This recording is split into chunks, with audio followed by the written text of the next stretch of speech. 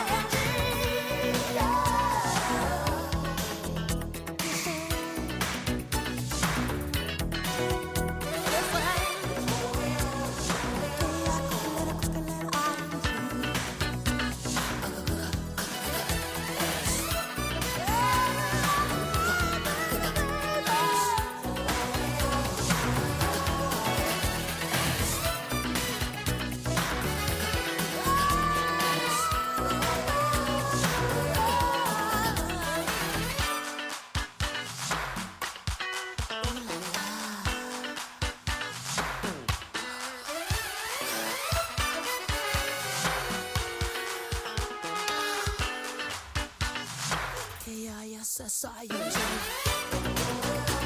you smell it? Can you tell it? Can you see it? Can you feel it? Yeah, yeah. Wanna be touched by love? Touch me.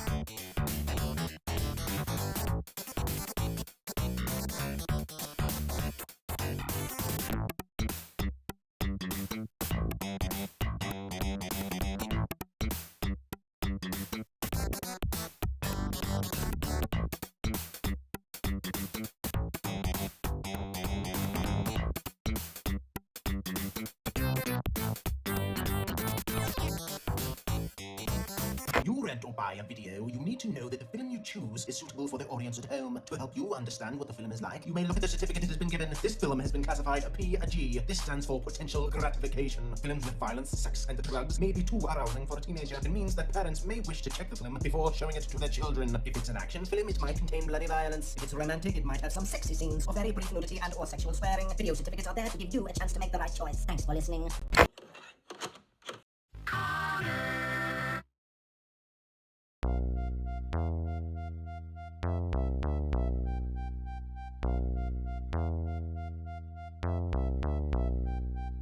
A baby was born with perfect hair. His name was Conor and he didn't even care. When he looked in the mirror said I. Then he said, what? Is it I? Nah. Is it I? So I've got to go. Press the button and start the show. Give me 2 secs while I blow my nose, clear my throat and pick my hole. You're now tuned into the Conor Gillespie Show.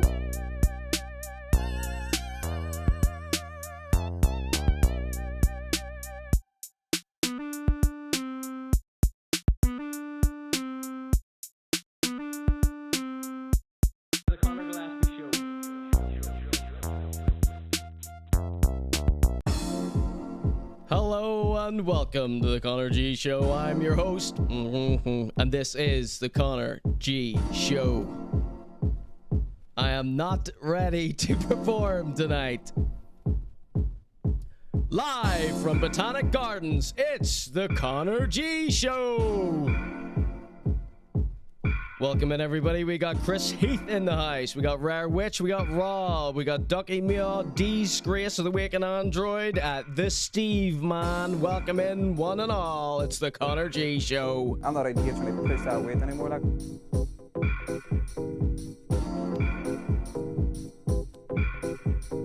Big up yourselves. Is this too many plants? Is this too many plants? So, yeah, we've updated our set here. Although you may have seen some of that last week. That was, you know, the only the only alternative is to not do a show. So I reckon you would prefer a show rather than the set look untidy. So this is what I managed to come up with so far. Does it look all right? I could probably do the whole back, but I think it looks crazy how it is now. So I need to just come up with a way to make it look spectacular. So I managed to do that since I last saw you, and I haven't changed any of the camera settings. I was looking very yellow last week, so I should still do this week.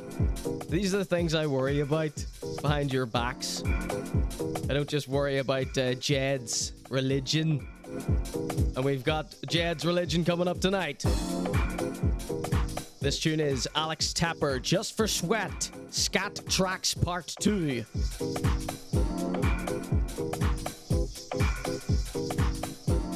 This plant here is a bit close, is it?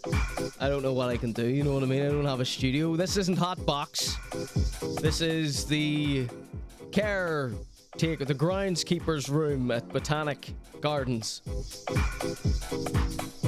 All right, ladies and gentlemen, thank you so much for joining me this evening. Who would like to hear what we've got on the cards tonight?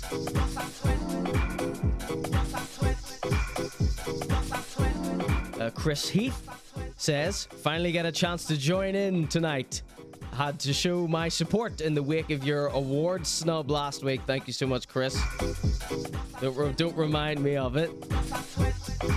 I reached out to them for a statement and it has gone unresponded to.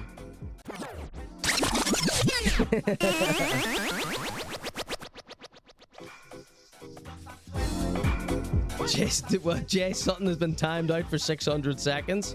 Oh dear, what did Jay Sutton say? Something that would upset me, probably? Timed out by accident. Alright, you're going mental here, Disgrace, with your buttons within the first 10 seconds of the show. Alright, hopefully this is going to be a fun show tonight. I've got lots of good, cool, fun, funny stuff planned for you. And then listen to this lovely Patra sample that this song uses. All right, welcome in everybody. Let's re-engage, let's recalibrate live tonight from shit. Yo, check it. Semi-mea culpa. Live from Botanic Gardens in Belfast, it's the Conor G Show. Tonight, ladies and gentlemen, I present to you a classic countryside nutter, an update from Psychic Glen, Jed is going crazy, Roney-Burd-Smick's Sir Rats 2 live performance with a beautiful video donated to us from Leambo Slice. Big up yourself. We've got Mabfield 2 Eclectic Boogaloo. We've got Hullen. We've got a follow-up from the Irish Food Writing Awards. Les B compromised? No. We'll be investigating that tonight. Then we've got Marcus Sweeney, fit or shit. Excuse the bad language, pose off. And if that isn't enough, we also can always have the option to jump into some Paul Morrissey. All right, everyone, welcome in. This is the Conor G Show. Let's see what this crazy chat is saying. Did everyone go like and leave a supportive comment under my last few clips? There was the fantastic Jalvis one, and we had my Snoop Dogg's Ugly Collab with Skechers. And then we also had, what do we have? The Irish Food Writing Awards snubbed me. Completely dismissed me. Didn't even care what I had to say. Cheers, everybody. Here by the grace of Psychic Glen, go I. This is a Dream Big with me, Psychic Glen mug. Psychic Glen makes a return to the Conor G Show tonight.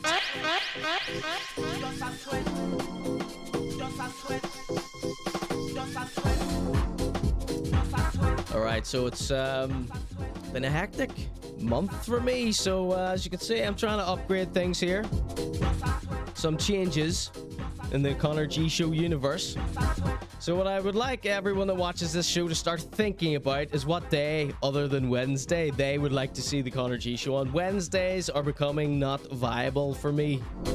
Who knows for how long? Don't know. Just have to see. So now one thing I want you to all remember is that I am just a streamer here on Twitch. This isn't the BBC Television 1 show. Okay? I know that's the standard that I like to set here, but you know, I've dug myself a bit of a grave there with us and all our standards. Beginning to sound like the One show a little bit too. So welcome in, everybody. Thank you all so much for joining me. And yeah, so I'm talking about standards. Your time is as valuable as mine or as anyone else's. So we don't want to waste your time, okay? But we all want to have a good laugh here. So, yes, what days would you like to see? I mean, would anybody be furious if I just went on when I could, But then, I don't want to do this thing of waiting more than a week because I'm waiting for that hot new story to drop or whatever. Like we used to do back in the day. So let's check in with the chat here. Just whatever works for you, man, says Rare Witch. Let's see. Any good comments in here? Yeah, welcome in Chris Heath, joining us live tonight. Taking a break from the stage. Chris Heath, star of Heat 2, I believe. Mabfield 2 coming up tonight. Mabfield is stepping his foot back into the podcast game after a embarrassing absence. And he has also been absent from Twitch. We're going to be getting into that a little bit later. Big shout outs to Manus for supplying this here. Big up yourself, Manus. Okay, Manus may have provided us with our next Conor at Night topic, okay? So keep that a secret, right? There's this guy that people have been asking me to cover. And maybe I shouldn't have mentioned Manus's name. I certainly shouldn't have mentioned it a third time. Let's see. There's a documentary he wanted me to watch and investigate. And that is this guy called Thomas Blake. That's all we're going to say. But Thomas... Is it Thomas Blake? Thomas Blake might be his brother.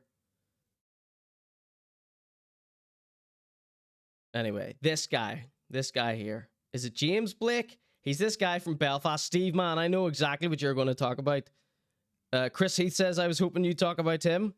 This guy here, do you recognize him? So he's done a documentary on catfishing, and we have got some behind-the-scenes insider info that will be fueling the fire to our investigation here. Steve Man says, snake oil salesman. I read some interesting Reddits on him this week. Okay, so now that we've mentioned that, let's not mention it again. But if anybody has any bits and pieces, get them sent over to me privately in the DMs. Let's get those screenshotted for me, Chris, and then we can throw that into the next Conor at Night.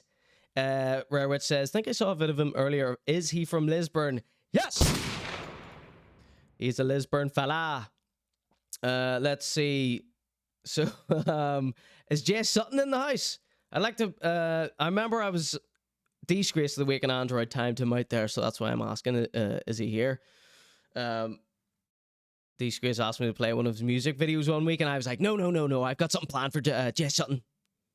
James Suttin. Don't want to play that. And then I just forgot about it, and I had this other thing that it's a little present I'm making for Jay Suttin. Nothing special. Don't think that. And I just wanted to pair it up with that, but I think maybe we'll play that music video you were talking about that one time on the break, D-Scrazed. Okay. So I'm lost in the chat. I'm going to ignore everything said up until this point and just carry on from here, okay? Chris Heath, this is out of context. He says, we Christians make the best soup. Okay, there you go. Ducky me all, welcome in. Everyone in the chat is slagging off. Is it James Blake? I don't want to keep saying his brother's name if that was just his brother's Facebook post about it.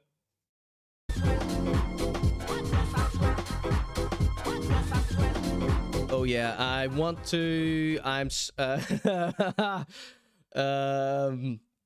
shopping for a new hairstyle at the minute. If anybody has any good suggestions on what hairstyles they would like me to have, you can just, send me screenshots and stuff, and then we'll do a little Conor's Barber Shop. Of course, the segment was Conor's Barber Shop of Horrors, and we did Lil Roney. We gave Lil Roney 100 different haircuts, and we chose his new haircut for him. If you want to see that episode, go check out the archives, ConorG.show. That relinks over to the Ko-fi. Okay, I was trying to link it today on Instagram, and it wasn't connecting, but it works every other place, except for stupid Instagram. So if anybody isn't able to reach it through Instagram, it's just it relinks to the Ko-fi. But you want to say Ko-fi? It's the worst damn URL ever. Cornrow says Rare Witch. Skullet. Can't be biting Brewster. Someone was saying their tea was top tier. You mean gossip or tea? Because I'm interested in both. Both go hand in hand. Yeah, so if anybody has any suggestions for my next hairstyle, send me your images via Instagram at ConorGShow or wherever you find me, and then we'll do a little mock-up of each of those hairstyles on me so I can choose my next haircut, okay? Pigtails and a puppet, says RMS Art. Yeah, sometimes we have this little kangaroo puppet here. It's in a box somewhere there. Do not ask me to whip it out. Language.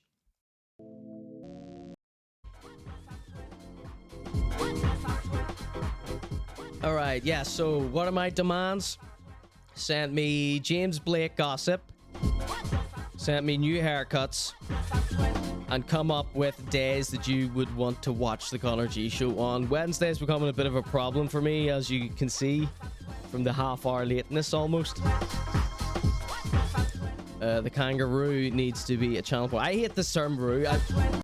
I think the real reason I haven't been pulling out the puppet and doing little jokes with it is I hate that people are calling it roo. That really embarrasses me.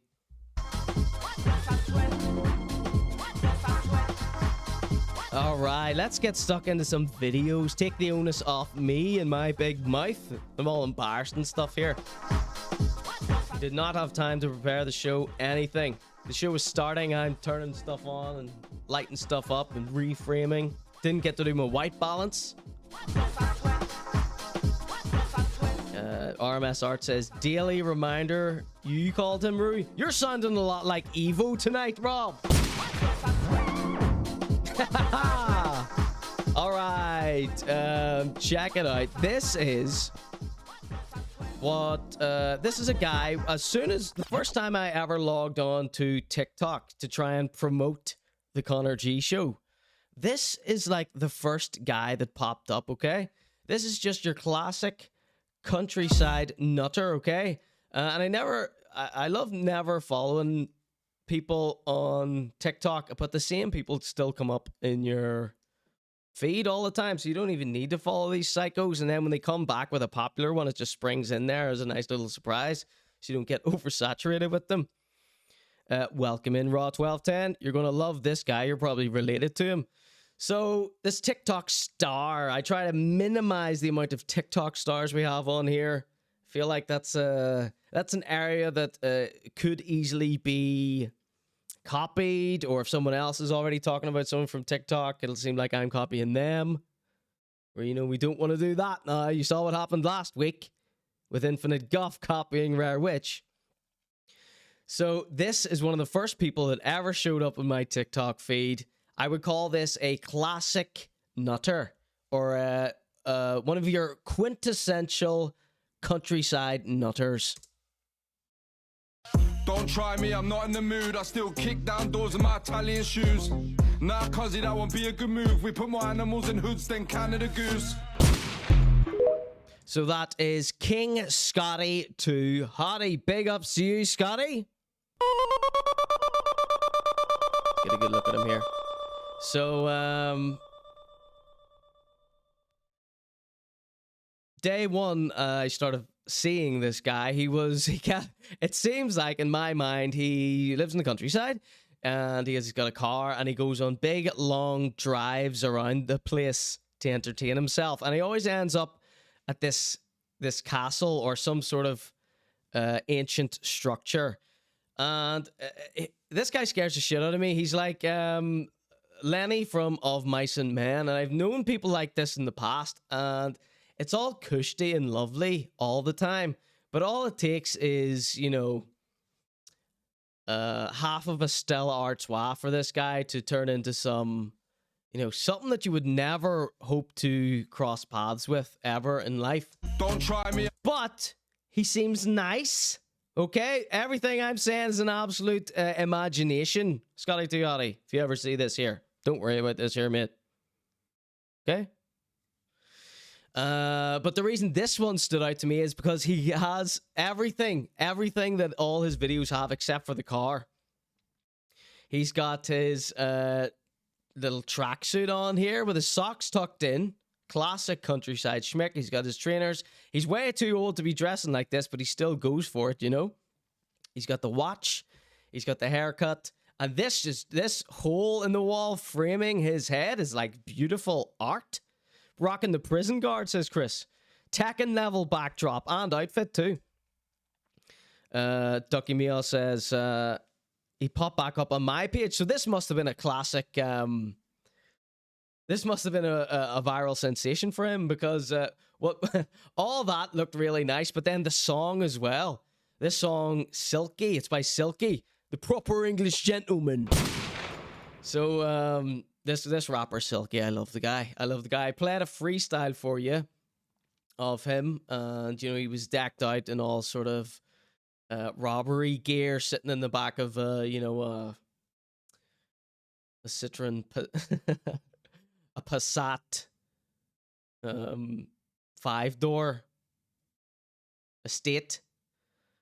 You know, dressed like a real robber, freestyling for 5 minutes straight. And that was my first muting out of a VOD and a Twitch stream, and YouTube, everything got muted out with that song in it. So this might cause the same problems here.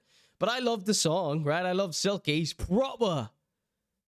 He's a proper geezer rapper. Imagine the complete opposite of Mike Skinner as a rapper. That type of geezer, right? Like Raw 1210, except with blonde hair.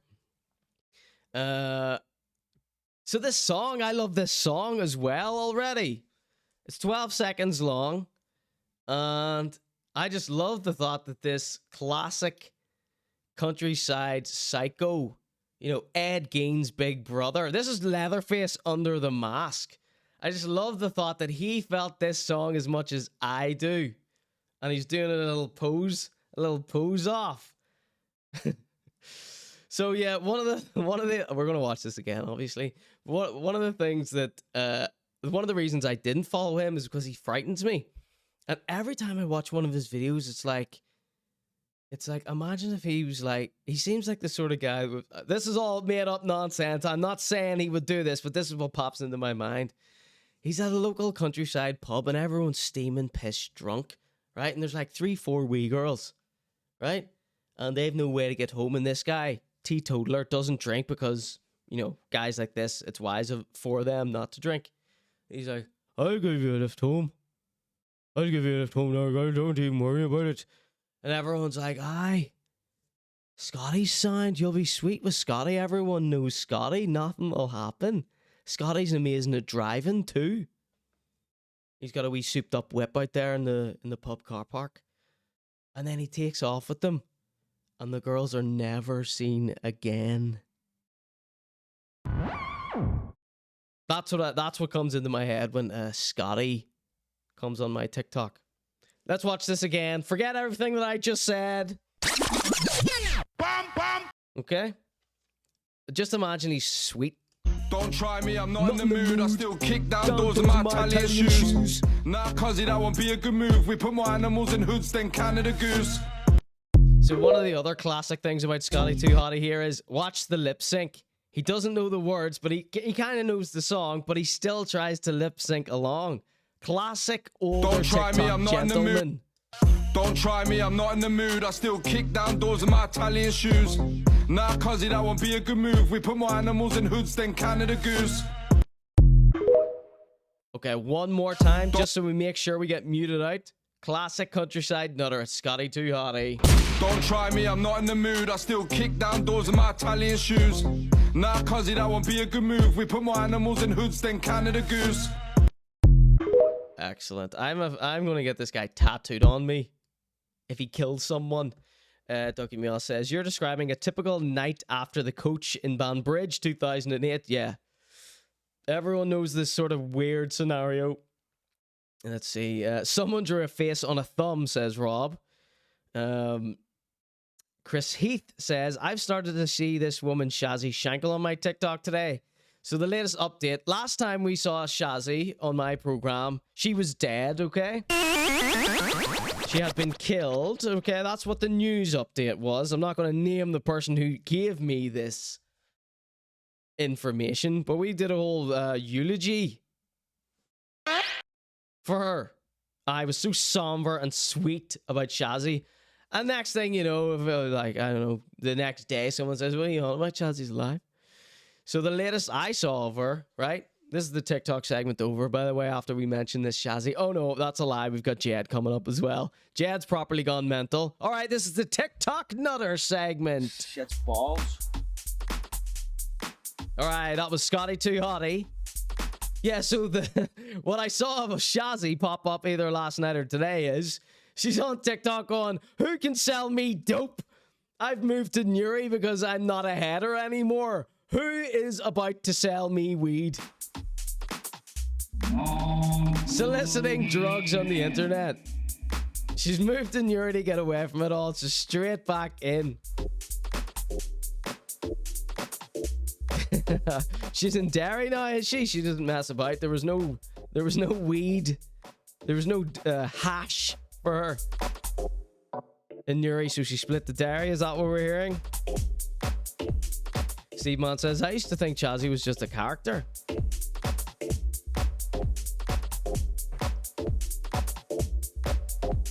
Alright, so TikTok. Crazy TikTok animals. Alright, so Chazzy, big shout outs to you.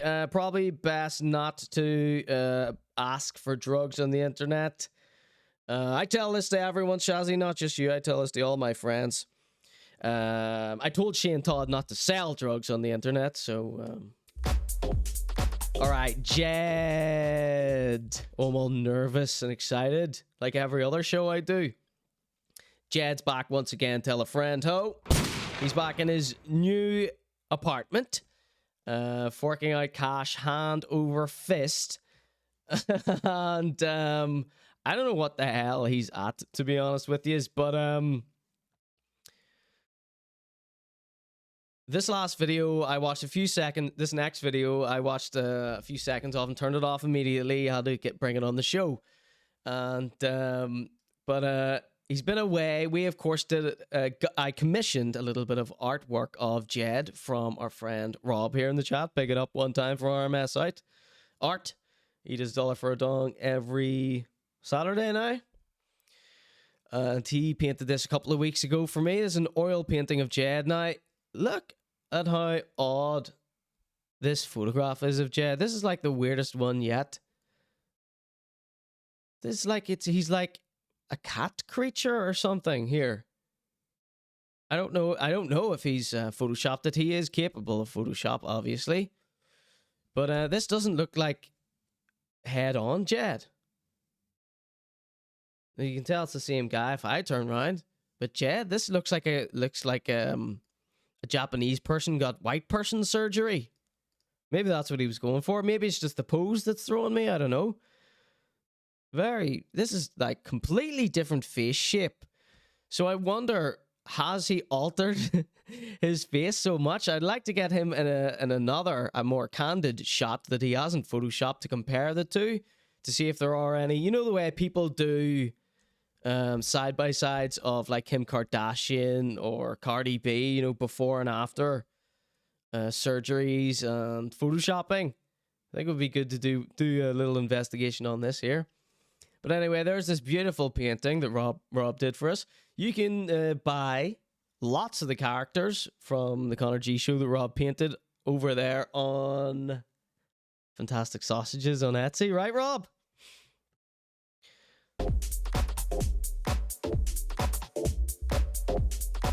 So, the chat are still talking about Shazzy there. What was it? Oh yeah.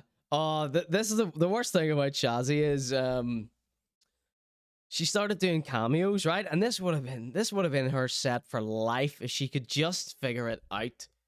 If she could just figure out cameo, that would be her like set. She'd be living in the Penty if she could just figure cameo out. She got cameos set up, and then she did like 3 and posted them on TikTok. And then less than 24 hours later, she was like, look, I just can't do any more of these here. Look, it's a big...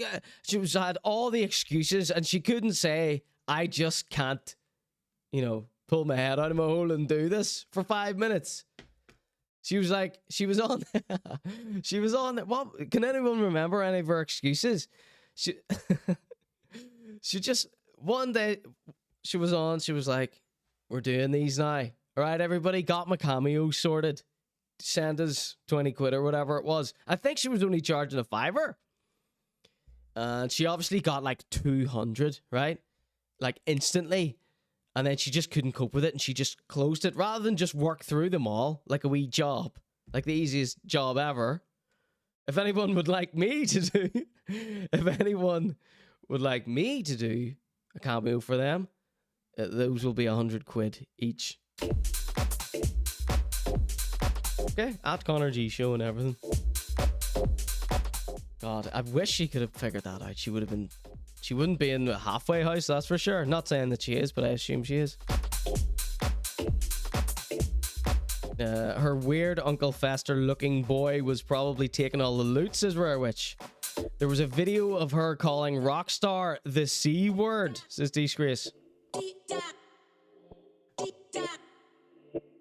You be careful, Jed. You'll turn into Chazzy. Alright, so that's enough Chazzy. There's no Chazzy or Kazi.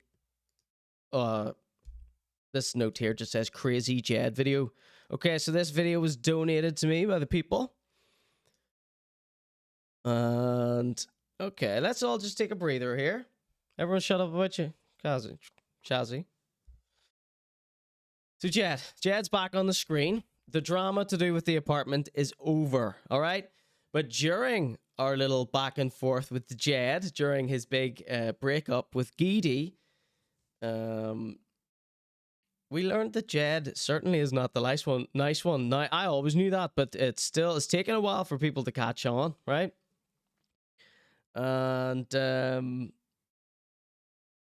his posts don't show up in my feed, but I do follow him, I think.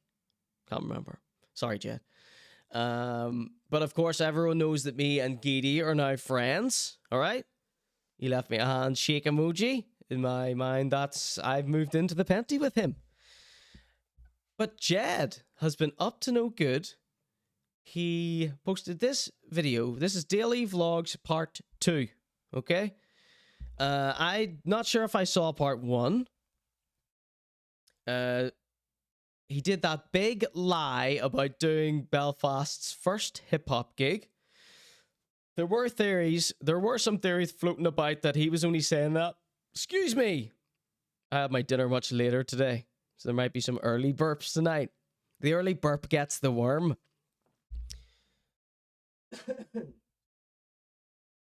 There were some theories floating about that he was only saying Belfast's first underground hip-hop gig.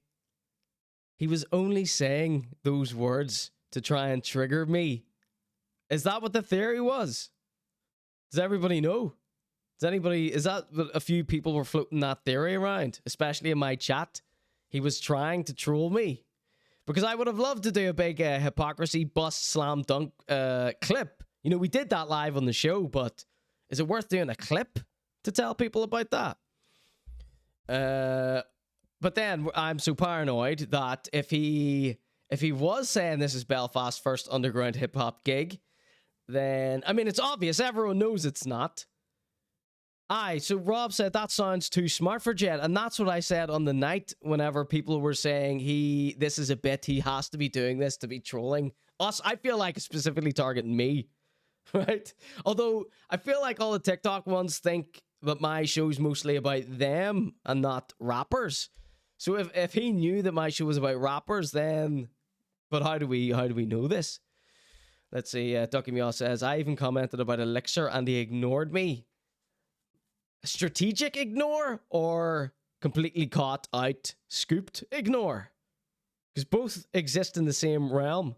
He knows who his audience is, and they wouldn't know any different. That's why he said it, says Chris Heath. So you're all saying I should do a clip of that? Let's see. So I believe I got my poll working. Last week it just wouldn't load.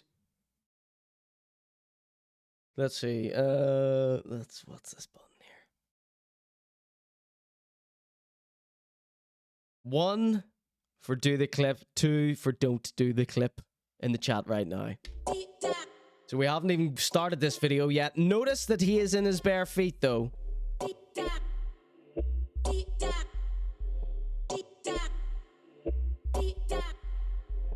Now, if I do the clip, and it turns out he was trying to troll me, and he got me, and he has evidence that it was a setup, because he can just say afterwards to save face that it was a setup. But I know we will need evidence or else cap, right? So one for do the clips are pouring in. Chris says, would be class though if he was sending subliminal diss messages to you via his videos.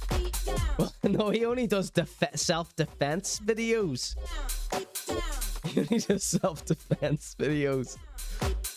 Oh god, I've got so many good clips from the archives of the Conor G show, but it looked shit back then. A few months ago, the show looked shitty. I know it looked better than everyone else's stream, but we got some classic bits that nobody is saying. So that's all I can tell you is to go chip in there and support the Conor G show on ConorG.show. That'll link you over to the Ko-fi and you'll get the entire archive. Some of the bits we have done over the years. Incredible.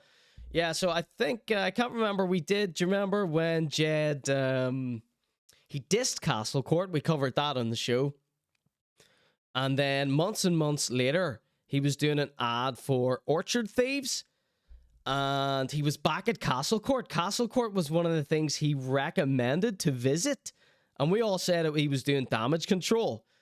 So I can't remember if the show looked shitty back then, because I had such fun exposing that as well. Jed's a fantastic one to clip about. Right. So the crowd have voted for 1 for do the clip, 100% do the clip. Oh god. All right, I'll look into it. Raw said, what did you have dinner? What did you have for dinner to repeat so quickly? Chicken? No, I'm not telling you what I have for dinner. Chicken and vegetables. Rarewit says, who is Jed's audience? Like 12-year-olds? Yeah, exactly. They go as old as at least 20, I would say. I mean, how old's Costa? 50?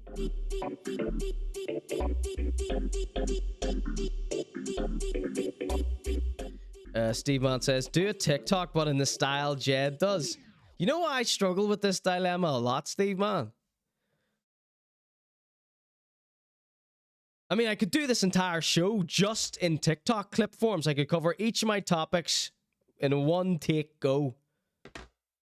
But I hate the people who present stuff like that. Most of them. I'm sure some of them are very good. I don't like content like that. Although, even for a joke, I think it would be funny for to do it as a joke and see how it looks and stuff like that. But then the thing is, what if you get addicted to doing those? What if you get addicted to the likes and then you do end up just doing this here type of shit? The thing is with doing clips like this, even if I did it as a joke, the thing is with TikTok, it immediately takes everything out of context because you're clipping it down as short as possible for short idiot attention spans. And then that, if you're doing an obvious joke, most people fall for it and think it's real. So that's the main dilemma I have with doing content like that. But if it's framed at least like this, you know, it's a bit easier. Yo, check it. For people to know that it's, you know, a show. Chris says, every time I see that Opal building, it's Opal Tower, not the Opal building, I think of them. It can't be unseen. You're right though, Chris. We need deep dives on who, Ducky Mia? The only people that lived there were Jed, Geedy, Dream Apartments, and the hoods who are under witness protection, says Chris Heath.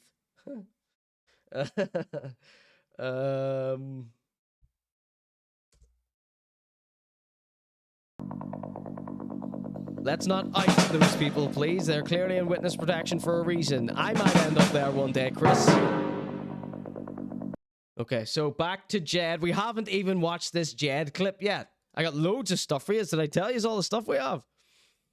It's sullied. Yeah, it is sullied. But mind you, the first thing I ever heard about the Oval Tower was that it was a death trap and it was very flammable. And then in between Jed and Geedy moving in and moving out, I also heard a story of it catching fire at least once. Some nutter tried to burn it down. Rob says, think they've left their mark in much the same way a dog pisses on a lamppost. Meow! Are your man Dal watching the Conor G show here with you, Rob? Or are you hiding in the guest bedroom? Rarewitz says, maybe Jed is a socialist plant meant to put people off capitalism by way of extreme cringe. Puts down joints, lol. Right, okay. Let's watch this darn video. Big shout outs to everyone involved in the Conor G show. Bible was written almost 2,000 years ago, and it says... Right. So, Steve, man, imagine me coming on here and being like, hello, welcome to the Conor G show. I'm your host, Conor Gillespie, and this is the Conor G show. Tonight, on the little Roney doing another video tonight, and look at his lovely haircut, and look at his little bum. And look at he's doing a little cringe sing song. Look at it. Oh, he's really cool, actually. He's a really nice guy. He's Greystones Mafia. That was the Conor G show. It would be intolerable. Yeah, so this is one of Jed's biggest problems in TikToks. He speaks so fast that you can't hear what he's saying. Okay. Don't let us skip over everything. So he's got a circular light in the middle of his room here. He has the same sofas as me. No, he doesn't actually. There's a little blankie here. There's, what's this here? Is this like a pair of joggers, or is that a second blankie? Lots of debris on the table. As his filthy, piss-stained underpants showing. Barefooted. Same rug as me as well. Same couch, same rug, by the way. Almost identical. Okay? Red Bull fridge has been spotted. Jed got to keep the Red Bull fridge, everybody. Rarewitz says, is there a way back from this type of rapid content, or does it just keep getting faster and faster? Am I in a timeshare with Jed? Wouldn't that be nice? What was I going to say now? The place would smell of BO and beef tallow. It was written almost 2,000 years ago. And so, we haven't even got 1 second into this. We've been talking about Jed for half an hour. So, Jed. Turns out Geedy and Jed are Christians, right? We found out Geedy was a Christian from his interview with Stefan Pettingro. He does these horrendous little shoe adverts on TikTok. Man on the street type crap. For JDK. And he did a little interview with him in this weird little barbershop interview. We meant to watch that whole thing, didn't we? We should one night. But there was a clip from that going around, and what's the guy's name? Pettingro? Can someone write that guy's name in the chat, please? I know I said it a few seconds ago. Stefan said, do you believe in God? And Geedy was like, yes, I do, actually. And irrelevant what religion he is, but he was saying, no, I didn't really before. And then he was on holiday at Corfu or somewhere with his family. And he was so bored and lonely that he was watching YouTube. And think of how bored and lonely you would have to be to click on this recommended video. Or he may have searched for something, but he might have searched, I am lonely. Sorry, Geedy, I know me and you are friends now. But I'm just referring to what you said in a podcast. He said that he was on holiday with his parents in a bit of a low point, and this video came on YouTube, and it was a gospel choir, maybe not a gospel choir, but it was a church congregation, one of the televised ones, and they were playing Travis Scott and all. Get to know me. Right? So because this church is playing Travis Scott, he immediately believed in God.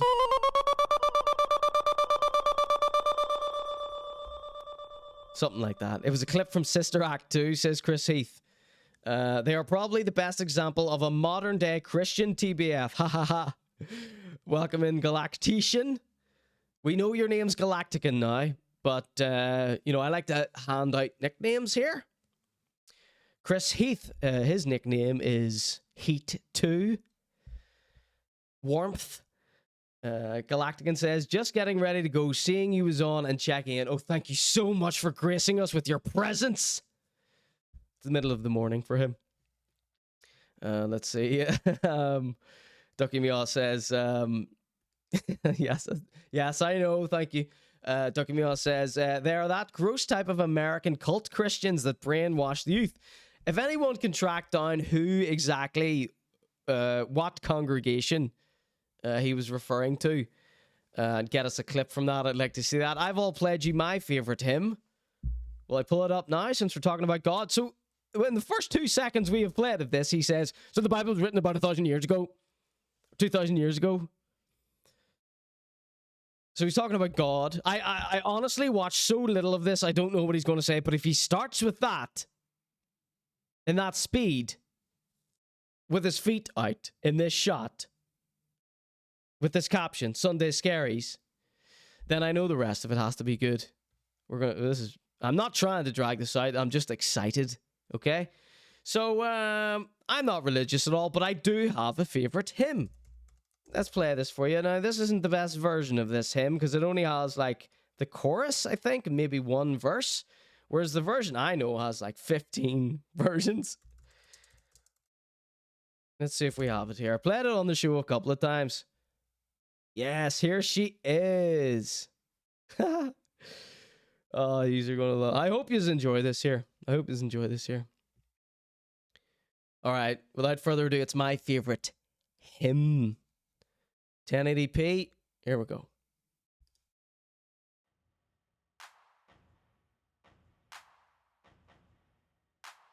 Right, 1 for fire, 2 for shite in the chat right now. Sing along if you know the words. Deep and wide, there's a fountain flowing deep and wide. There's a fountain flowing. What? Flowing deep and wide, wide, wide. Plunge right in. Lose your sin. There's a fountain flowing deep and wide. Deep and wide. Hey, hide. Okay, I think. Right? I've proved that I have a favorite hymn. Okay? Is that promo for Benedict, says Chris Heath. You got the reference? Rob says, don't make me hate my religion. Rob here, God, enjoyer. It's absolutely fine. Let's see. Everyone, this is a multi-denominational program. Get that on in the clubs. The kids are gonna love it. Yeah, I need to get this remixed. That's it, deep there, right? Let's listen to a few more seconds of this. I know we all want to watch this Jed video, but we got the poll going and everything. 1 for fire, 2 for shite in the chat right now. What? Yeah, so this is like a remix where she goes wide and deep, deep, deep, deep, and wide, wide. No, there's full multi-verses to this. Rarewitch says 2. Hater, ban Rarewitch from the chat right now. What?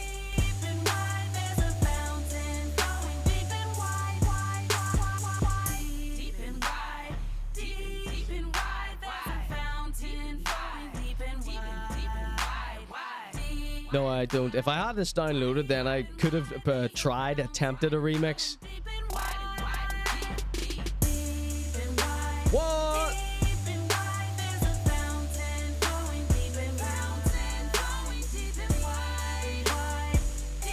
Rob, you don't like this?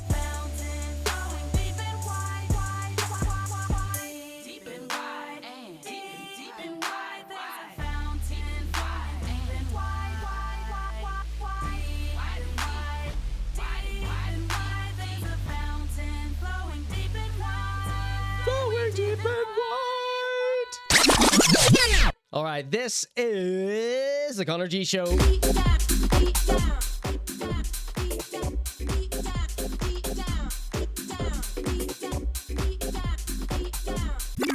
And this is the crazy TikToker segment. All right, everybody, hunker down. We're going to watch this Jed video. We've been talking about it for an hour straight, and we have played 0 seconds. Okay? Let's see. Raw1210 says, to get to hell immediately. Let's see. Oh, Galactican says, the Cyclops. They were running a McDonald's special for Travis Scott at the time, and after that incident, did I miss something else there? What incident? And after that, oh, the incident, the big incident where Travis Scott murdered children. And after that incident, I'd said that the Travis Scott meal was a quarter pounder with cheese, and then you might just smush it. Most people laughed when I said it, but one person threatened my unborn children. What forum did you say this in? A public forum or your Twitch channel, or are these threateners able to get at you, Galactic and Cyclops? Utter 2 says Rod1210. What do you want? It's a hymn. Name your favorite hymn then. Deepandwide.net. Nobody click that. Okay. Let's get back on the rails.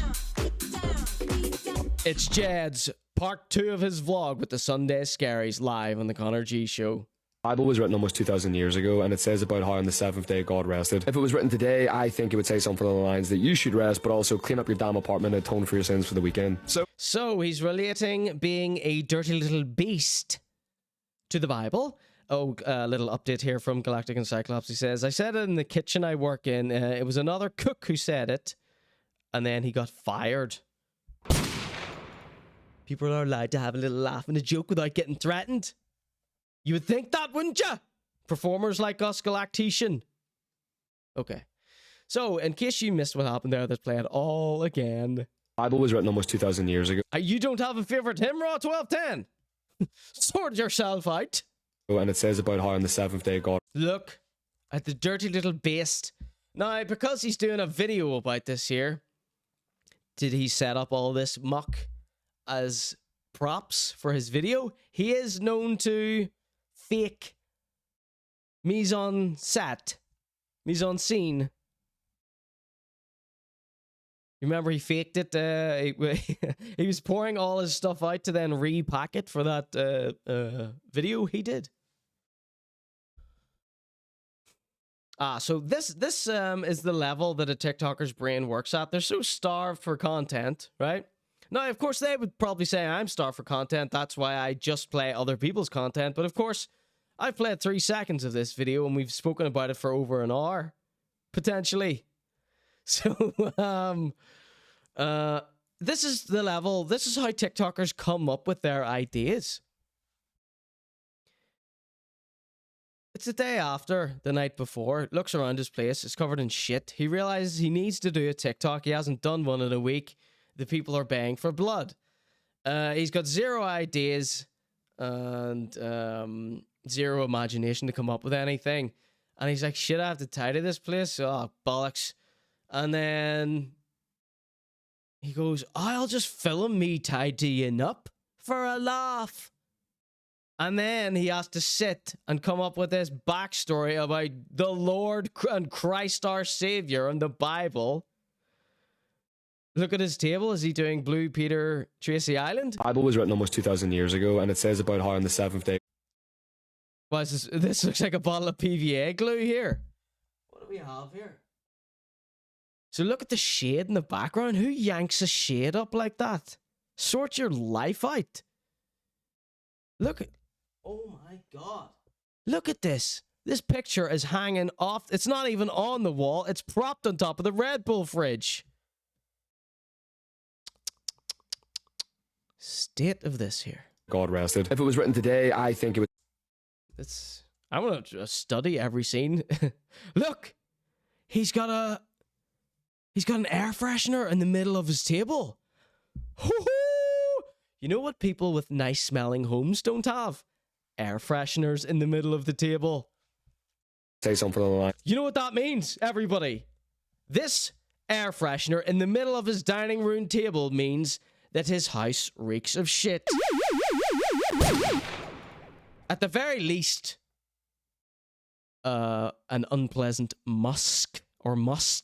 Is that you should rest, but also clean up your damn apartment and atone for your Don't say damn when you're talking about the Lord. Damn, he says, blaspheming. atone for Are they not usually in the bathroom, says Steve Man? Yes. your sins for the weekend. So that's exactly what I'm going to be doing right now. I also have a feeling that God was a Drake and Yeet fan. Like, if you have any doubt that God doesn't exist, how the hell can you explain the fact that Drake and Yeet collabed on a song and created that masterful money for fun ad? Like, that's something that's going to be explained by a higher power. Another thing they're going to be explained by a higher. So, I know I have a lot of older viewers here, up in their 30s and 40s. If you understood exactly zero of what he was saying there, two popular musicians made a song. That's all he was saying. He wanted to say that he liked that song. Money for fun ad. Like, that's something that's going to be explained by a higher power. Another thing. Higher power, says Raw 1210. They're going to be explained by a higher power is my. Higher power. Raw 1210 does a very funny Northern Irish accent. Sounds more like James Blake's Lisburn type voice, though. So, yeah, give him a follow if you like drum and bass. He plays indie rock on Thursdays sometimes. Check him out. Someone give him a shout out there. Well, to actually clean this apartment, I could not be arsed. But if we're talking about a true gift from heaven, let's talk about the ingredients for these mince wraps. Made famous by the TikTok lives that I do pretty much every night. People love to ask me how. That's how you do it, coincidental. That's how you do a cooking shot here. Boom, you cut all the vegetables in one cut. The TikTok lives that I do pretty much. Boom, there you go. Right, Quincy? Cal John, learn from the master here. Now, of course, Jed's no chef. He eats the same thing every single day. Absolutely repulsive. The walls. That's probably why his apartment smells so badly. Because he's cooking beef in there every single night. It's gotta reek. It has to smell. Patrick Bateman says, Ducky Mia. Ross says, my only reference point is Nadine Coyle. Ducky Mia says, that's what he uses as the existence of God. A shit song. Now, I haven't listened to a Drake album since More Life. No, that's a lie. I listened to the one after that. Whatever it was. The Scorpion one. I listened to that album. Because I liked the beef he was in with Pusha T and Kanye. I haven't listened to a Drake album since then. I don't know what it is. Because he does make some good music, but it's very hard for me to look past what a corny guy, what a fake corny guy he is. You know, with all this is that Toronto accent. And all the roadman, the gangster stuff he tries to pull. It's like, we know who you were before you were a rapper. You can't just suddenly almost be 40 and act young. Act older when you get older, right? Sorry, I don't mean to turn this into the Joe Budden podcast. I haven't listened to any of those albums he put out after Scorpion. This new one, all the hype was such a... Oh. But this Yeet guy, maybe he's good. I think I've heard one or two things where I like the sound of Yeet. But yes, as you say, we are nitpicking hardcore here. So you see, I don't like mounted televisions. No, you shouldn't have any visible cables in your living room. Okay, don't take this as a diss if you have one at home. Let's just try to improve for the next home. You should not have cables hanging all down from your main centerpiece in your room. And certainly, let's move on.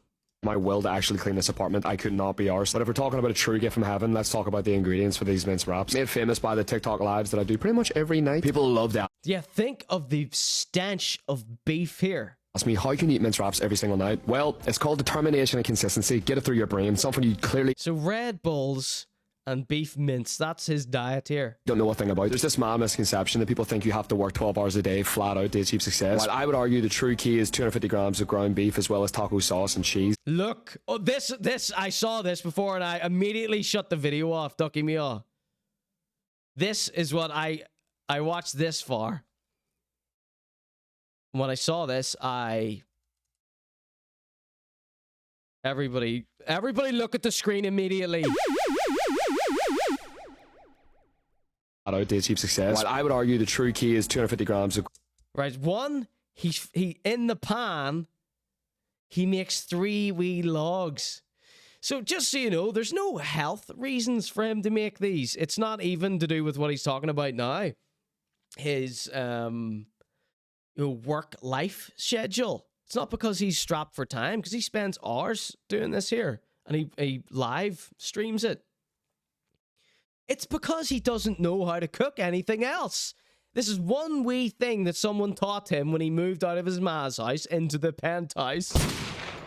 Think of that. Your first ever time moving out. You're out straight into the penthouse with Geedy. Right? And you know, he was forced to learn to make something, right? And it was this where he can make multiple at a time and freeze them, stick them in the fridge for later, and microwave them back to health. He was forced into learning how to make these because Deliveroo drivers don't want to go the whole way up to the penthouse in the Opal Tower. Because, you know, these ones aren't tipping. Nobody in Northern Ireland tips, by the way. The whole of Ireland. And look, this is how you know Jed doesn't know his arse from his elbow. Now, this always puts me in such a difficult position because I don't want to slag off his sorest point, which is he isn't bright, okay? Because he's bright in some ways. Some people are bright in other ways. So if that wasn't an open sore spot for him, I would be slagging off how stupid he is. But because that's kind of like one of the things he's admitted to being very early on, having to repeat school, I don't like clasping onto that. I think just leave it. But someone that's on social media this much should have a few more basic recipes in their arsenal. You know what I mean? Does everyone else get the best recipes from social media? All right, we haven't even seen...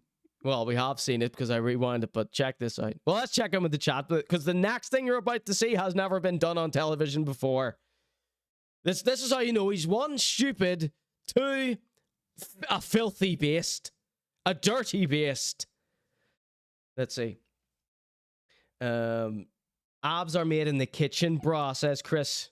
What would you know about it? After I heard he was friends with Millie Bonnie Brown, says Ducky Mia, is that like a drag act that pretends to be Millie Bobby Brown? Oh, sorry, you're talking about Drake. In my mind, you were talking about Jed knowing someone called Millie Bonnie Brown, and that was like, you know, like a drag act who dresses up as Millie Bobby Brown, you know, for a stage show. Why he swished the Red Bull around his mouth? Or we're gonna have to now watch that again. And people think you have to work 12 hours a day flat out to achieve success. Oh, say goodbye to your teeth, Jed.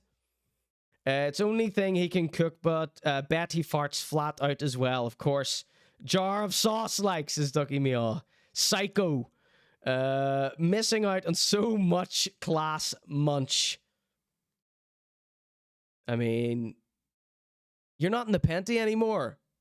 People don't give a shit about these minced beef things. The only reason he talks about it so much is because so many people slag him off for it. So he feels forced to, you know, confront it like that. He only got them teeth new as well. Are these composite veneers like Geedy? He got the Geedy special. Both of their teeth were absolutely fine. I'm going to come on here and have new teeth sometime. I'm going to get Glenn to hook me up with his plug. His teeth plug. Did I miss out on any hilarious comments here? Okay. Well, I would argue the true key is 250 grams of ground beef as well as taco sauce and cheese. But listen, if you want to sleep on it... Taco sauce and cheese. So we almost went past it there, but look at this. Grams of ground beef as well as taco... If you're heating tortillas up on the hob surface here, everybody look at the screen immediately. We cannot miss this here. This cannot be missed. This is not a part of my show that can afford to be missed here. Has anyone ever seen this done before? Now, Jed isn't like a student. He isn't on hard time. He isn't a poor student, is what I'm trying to say. Argue the true key is 250 grams of ground beef as well as He taco hasn't just sauce moved out of his man and dad's house. According to them, they are rich, successful businessmen. Why Why is he heating up a tortilla directly on the hob? Ground beef as well as tacos. But Ducky Meow says I do that. That's balls.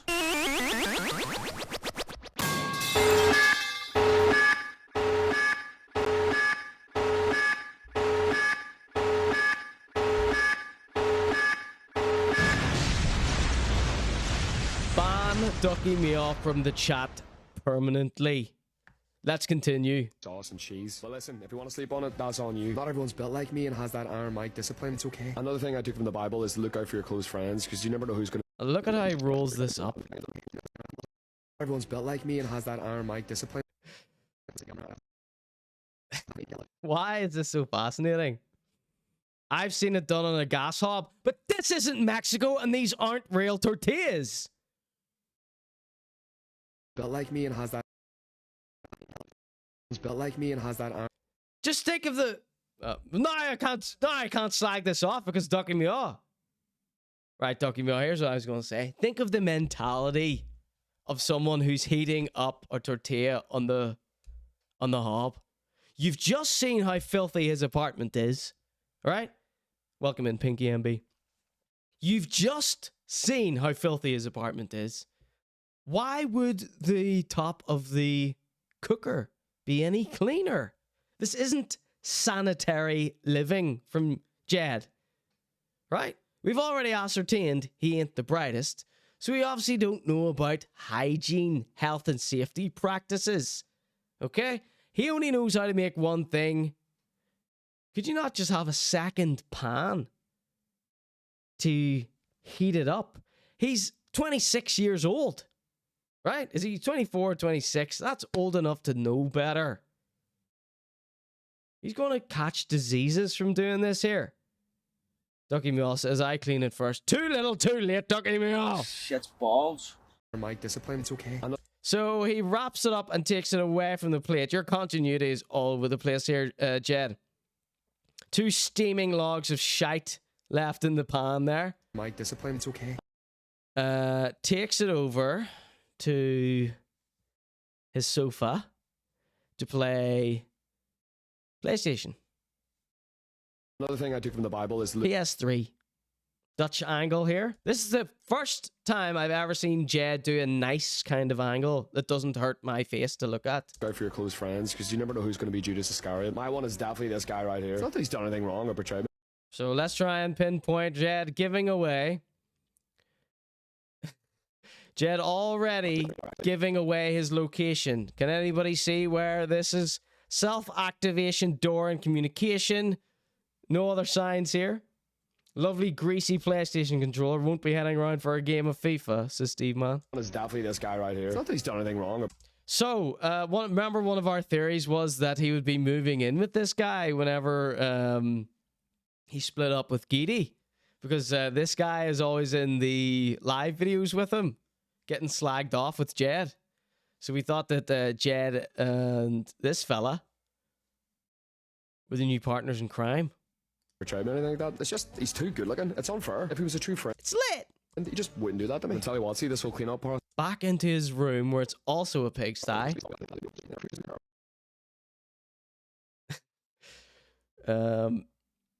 Is he comparing himself to Jesus? Is he? I am so blinded by his little friend here. His ugly little friend. I'm only saying that because Jed said he was good looking. Who's going to be Judas Iscariot? My one is that iron mic discipline, it's okay. Another thing I took from the Bible is look out for your close friends, because you never know who's going to be Judas Iscariot. My one is that. Aye, so you're saying he's calling himself Jesus because he's saying this guy is Judas? This guy right here. It's not that he's done anything wrong or betrayed me or anything like that. It's just, he's too good looking. It's unfair. If he was It's too good looking. true friend, he just You stabbed me in the back by being sexier than me. didn't do that to me. I'll tell you what, see this whole clean up process, it just makes me never want to go out again. Clean up process. Will I do it again? Absolutely. But don't blame me. Just blame the Northern Irish trying to... Wait, would I do what again? Clean up again? It just makes me never want to go out again. Will I do it again? No, when you go out, your house remains untouched, Jedithy. Like the anytime he comes up with a little story for his TikTok, it never... It's so It's like so badly put together that none of it makes any sense. Like all his reasons that him and Giddy were moving out, none of it made any sense. Just like this here. Absolutely. But don't blame me. Just I've had about all I can take from this video. We'll finish it out in silence. blame the Northern Irish This is completely illogical, says Rob. Yes. racial trauma that causes So, Ducky Meow says he really fancies that fella. us all to become young alcoholics. But Yeah, could there be a little unrequited love triangle going on here? So, let's just go ahead and say that this is his wee girlfriend here, and she's taking this guy away from Jed. Because Jed is quite ambiguous, is that the word? When it comes to his business. he's too good looking. It's unfair. If he Sorry, was a we'll skip do ahead that to here. me. Tell you what, see this whole cleanup process. The whole cleanup process. Welcome to living a life like a normal person. I know Giddy did all the hoovering in the last place, you stinker. I feel so bad for Giddy, what Jed's probably put him through behind the scenes. Just makes me never want to go out And he just puts up with it because he, teaches him about lighting or something. again. Will I do it again? Absolutely. But don't blame me. Just blame the Northern Irish generational trauma that causes us all to become young alcoholics. But here, What are you on about, stupid? we got a banging documentary about Beckham on Netflix, so I guess that kind of balances it out. I believe Another scented candle, so you know what that means. Your room reeks of farts, son. Yes, that kind of balances it out. All right, thank God that was our Jed segment over and done with. Yous all having fun tonight?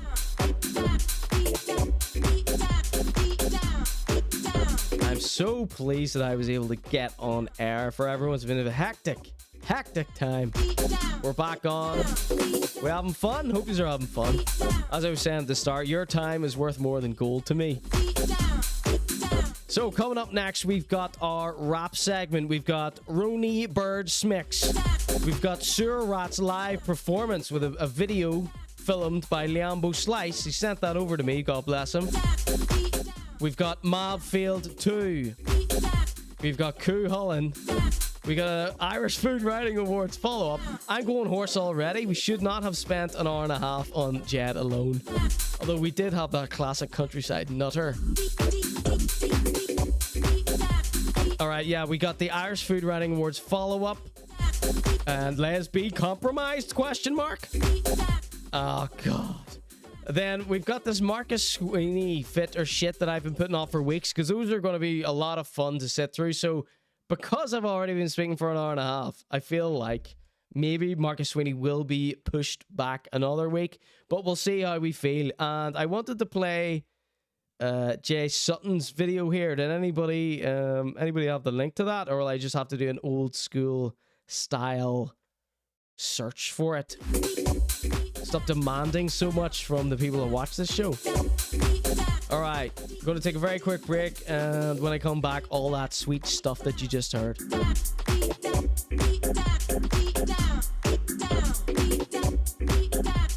Lots of talking tonight. Or are we all, everybody? Anything you want to tell me? Any personal issues you want to share? Do not share personal issues in my chat. Any crack, though, welcome.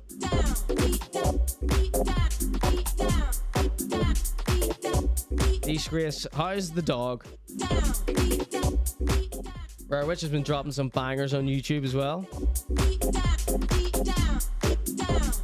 Arcane Soaks has been doing some funny little TikToks recently. And you know there's nothing I like to do is run myself a bath, pour a big large glass of red wine, and soak with my pal Arcane Soaks. Never met him. I love his videos though. His TikToks are so funny how serious he is. I love watch a guy be super duper serious about something stupid. Alright, pulling up a video of Jay something here. I believe his new song is called Go Head. Is that the one we didn't watch there?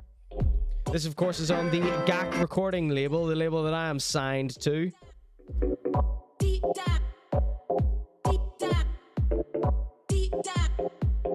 This song's called Step Groove. Ah, yes, the only video on GAC's recording label website that doesn't have the red YouTube watched line at the bottom. James J. John Jeffrey Sutton.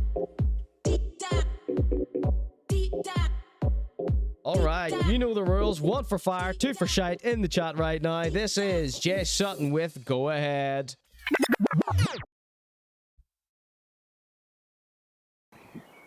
Be right back, folks. Don't go anywhere. It's the Conor G Show. Jack, John, James, Jeffrey, James, Jay Sutton. Basically, like, I just think it's a really good idea if we like, get all the rappers together inside one big yogurt pot and make them like suck each other's dicks and like drink loads of Capri Sun and then like organise together and push a product together so that we expand the scene. And then if we like just like, you know what I mean, like, he's gonna do this and he's gonna do that, I know what he can do, go ahead. Telling me this and telling me that, I'll be telling you what, go ahead. Yapping that yite, heard it all night, go ahead. Big man with a plan, gonna run this and he's gonna run that, go ahead. She's gonna do this and she's gonna do that, I know what she can do, go ahead. Telling me this, telling me that, I'll be telling you why, go ahead. Chat a good game, here's an idea, go ahead. Big girl with a list, she's gonna work this and she's gonna run that, go ahead. Talk is cheap, cheap, and I got fat balls for the birds. Burn ups in store, night putting in work on my word with a bag full of worms. Talk is easy, peas, please, anyone can chat that noise. I bet you come with some gusto, fuck's sake,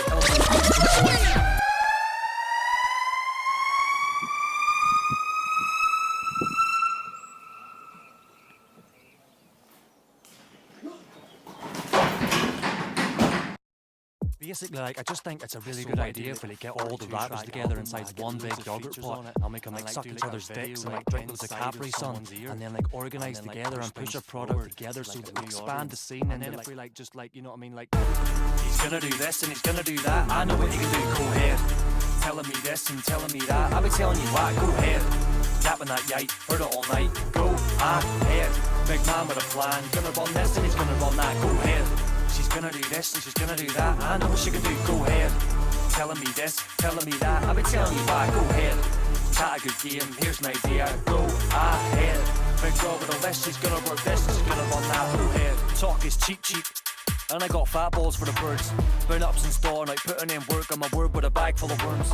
Talk is easy, peas, please, anyone can chat that noise. I bet you come with some gusto, fuck's sake, elbows, grace for the boys. See, people will not follow you until you learn to follow through, and then you'll see that there's no need to tell your fucking tales to me. Gone with the wind, lost in a cough, tickle a box, dig deep in a thought, slicing them fine, cut them up thick, twisting that line, dash them out quick, pause for a minute, chill, zip it, hold that thought. Actually, you know what you could do instead, mate? Go and fuck off. Nah, I'm just winding sham, chill, listen, share them thoughts. Actually, you know what you can do instead, mate? Go and fuck off. Clock it, lock it, twist it, bop it, pop it, drop it, roll. Click it, lick it, flick it, suck it, fuck it, sausage roll. Life's a bitch until you stop it, pop it, drop it, roll. Life's a dick until you suck it, fuck it, sausage roll. He's gonna do this and he's gonna do that, I know what he can do, go ahead. Telling me this and telling me that, I've been telling you why, go ahead. Yapping that yite, heard it all night, go ahead. Big man with a plan, gonna run this and he's gonna run that, go ahead. She's gonna do this and she's gonna do that, I know what she can do, go ahead. Telling me this and telling me that, I've been telling you why, go ahead. Chat a good game, here's an idea, go ahead. Big girl with a list, she's gonna work this and she's gonna run that, go ahead. Thought I wouldn't but I did it and I wouldn't do it different if I had to sit and diddle it again. All I need is a screen and a thumb, I'm not a dumb young cunt. Stop fucking up a page with a pen, can I please get a minute just to finish off a Guinness and a quick wee half with some ice cubes in it. Think about a quick brew, people think it's 6 brew, even when I fill it up with shite bars in it. Shite bars is it, right bars in it. I know y'all love them gag lip lyrics. Sat back giving them a half lap lead, but I still breathe fast with the last line. Into my half lap sandwich short of a picnic basket, wrapped in a plastic blanket. Double or bandit, caught me handed, stick them up non-stop, drop and stank it. Sending word to your madres, big shouts to the padres. Out here putting in work. Like N'Golo Kante, but I'm Antonio Conte, so you can call me boss. Yes, boss. Feel like a red hot chili. We're no John Frusciante. Clock it, lock it, twist it, bop it, pop it, drop it, roll. Click it, lick it, flick it, suck it, fuck it, sausage roll. Life's a bitch until you stop it, pop it, drop it, roll. Life's a dick until you suck it, fuck it, sausage roll. He's gonna do this and he's gonna do that, I know what he can do, go ahead. Telling me this and telling me that, I've been telling you why, go ahead. Yapping that yite, heard it all night, go ahead. Big man with a plan, gonna run this and he's gonna run that, go ahead. She's gonna do this and she's gonna do that, I know what she can do, go ahead. Telling me this and telling me that, I've been telling you why, go ahead. Talk a good game, here's an idea, go ahead. big job, but unless she's gonna work business, she's gonna run back home head. I know exactly what you mean.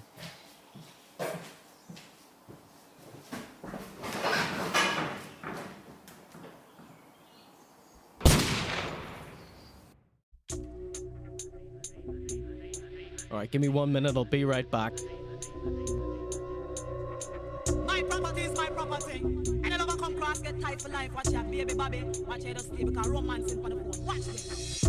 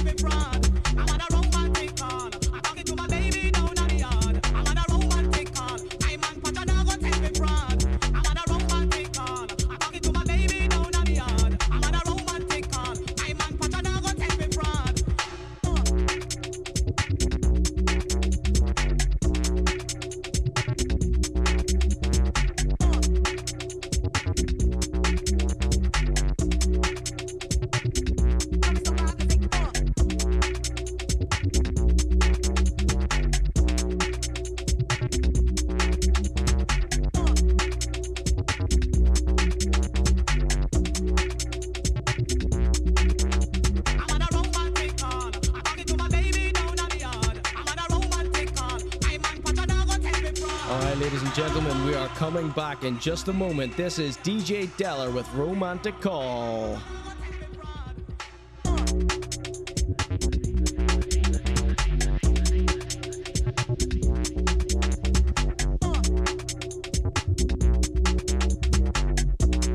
Welcome in. This is the Conor G Show. I'm your host, and this is the Conor Goddamn G Show. Let me hear you scream.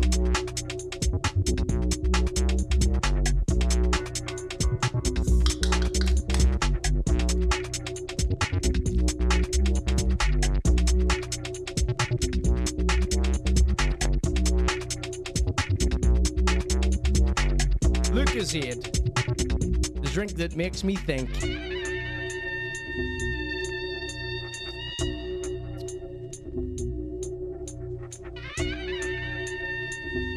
Oh, that Jay Sutton song was pretty good, wasn't it?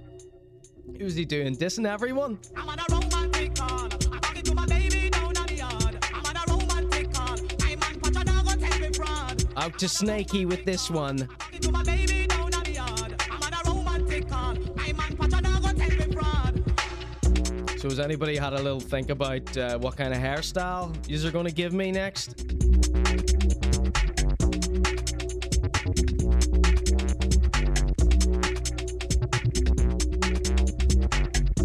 right.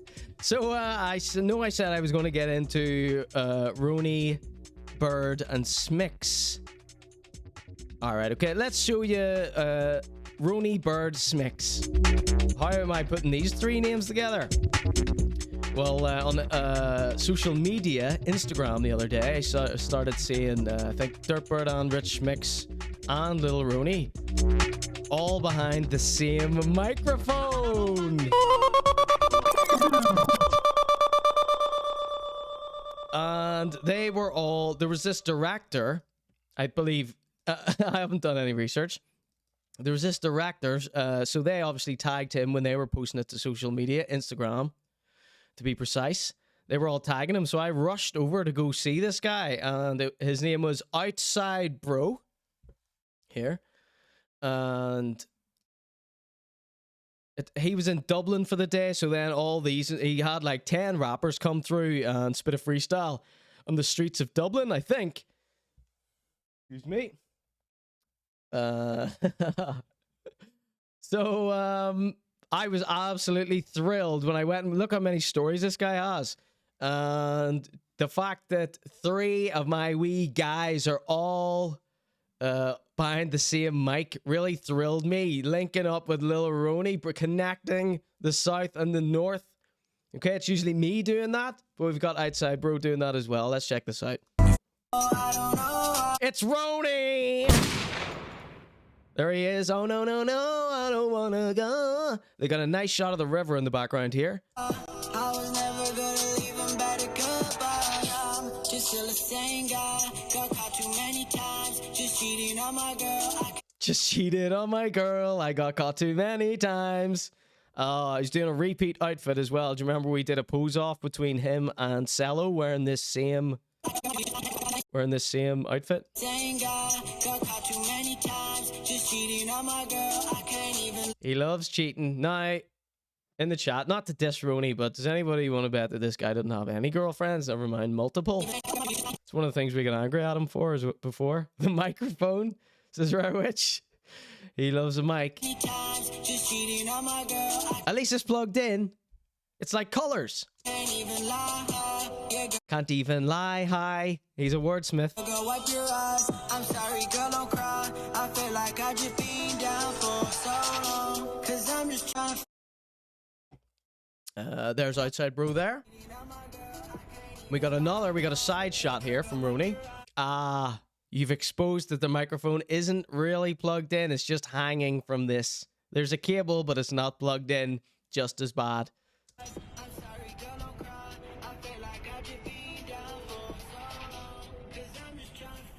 Yeah, what's the point? Well, I don't know. These, yeah. Check that. It's the rap aesthetic, right? They gotta have something to focus their energy at. Look, it is. It's Dirtbird, the golden boy.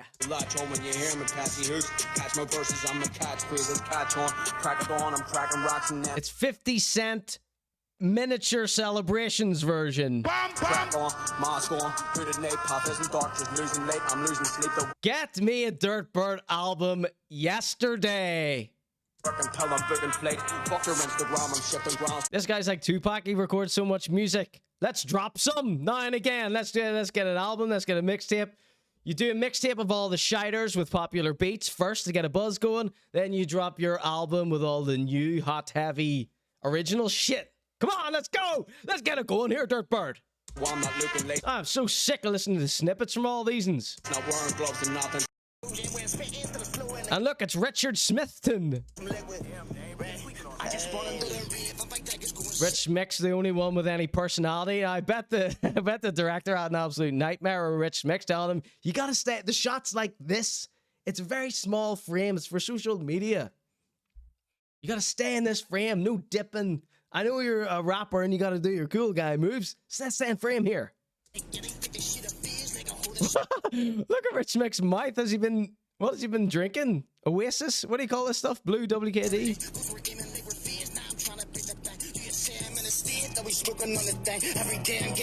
Is there something up with his mouth there? I can't really see it. So look, they got loads of rappers in here. They got a Brazilian one there. This outside bro shouting out. He says, "Big respect, Rich Smix and Dirtbird." These guys came from another country, Northern Ireland. Whoa! Freedom of opinion will not be tolerated. Dirtbird's not gonna like that. Rich Smix will though. See, a little religion humor there. It can be done tastefully. Infinite Guff.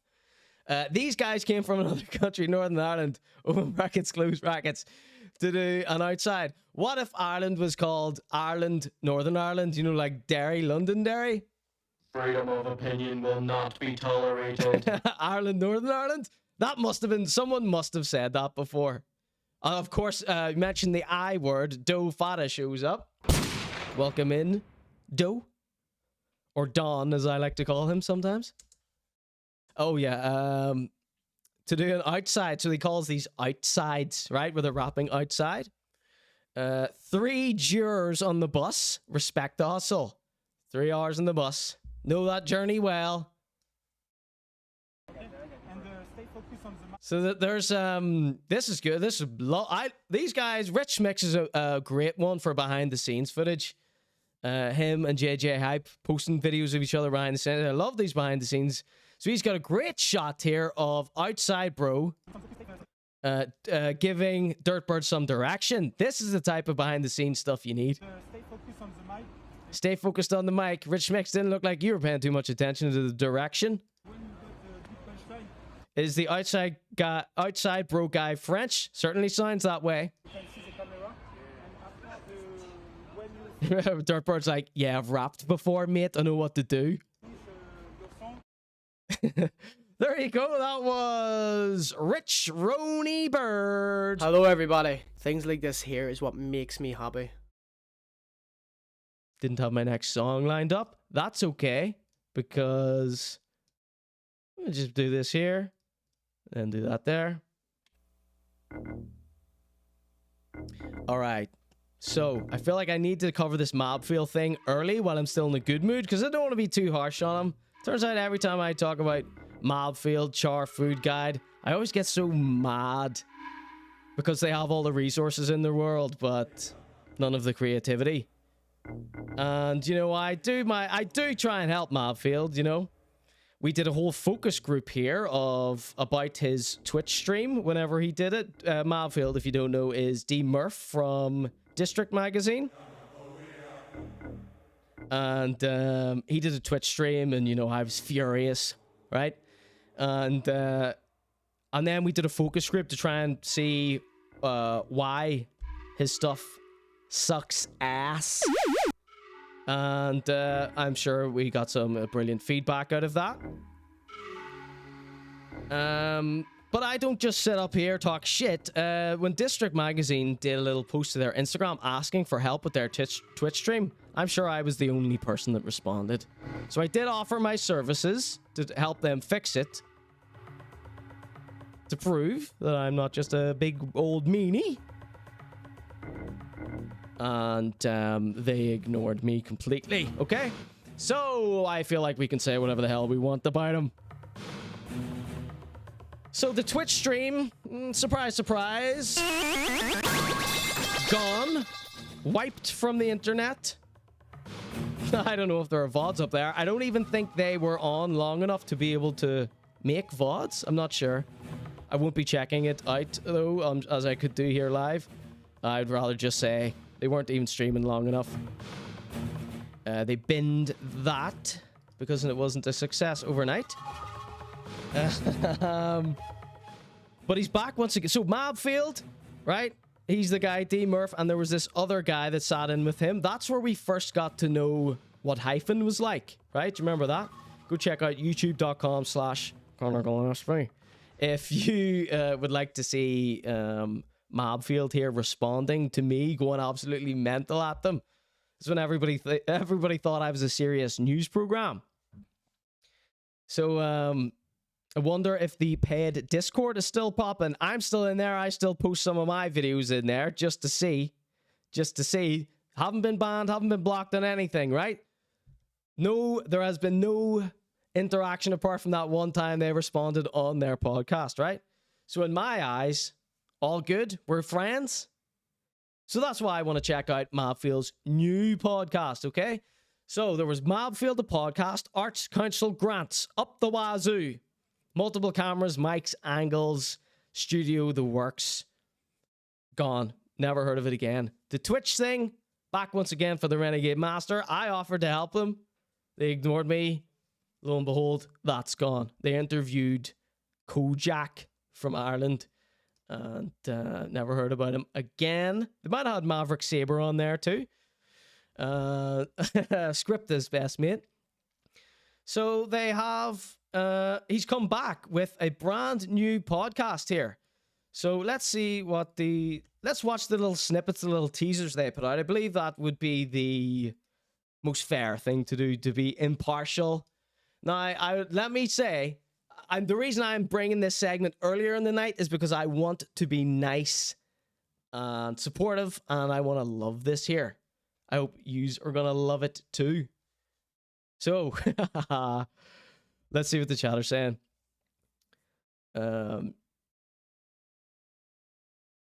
Wonder is the... Yeah, okay. So, Dofada, I was saying earlier tonight, everyone needs to help me come up with a new hairstyle. Maybe this is the hairstyle I could have. Of course, I had this hairstyle in the past. He copied me, so that's why I had to change my hairstyle.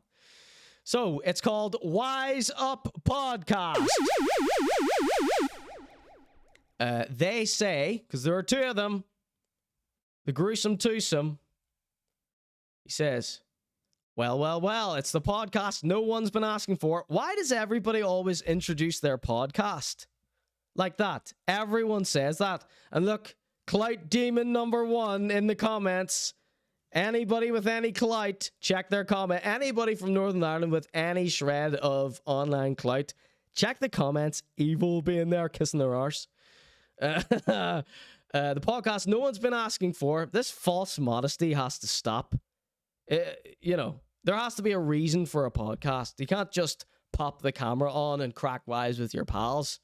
That's an insult to the listener. You heard me. You hear how much I care. Listen to how I'm already getting. Why does this trigger me so much?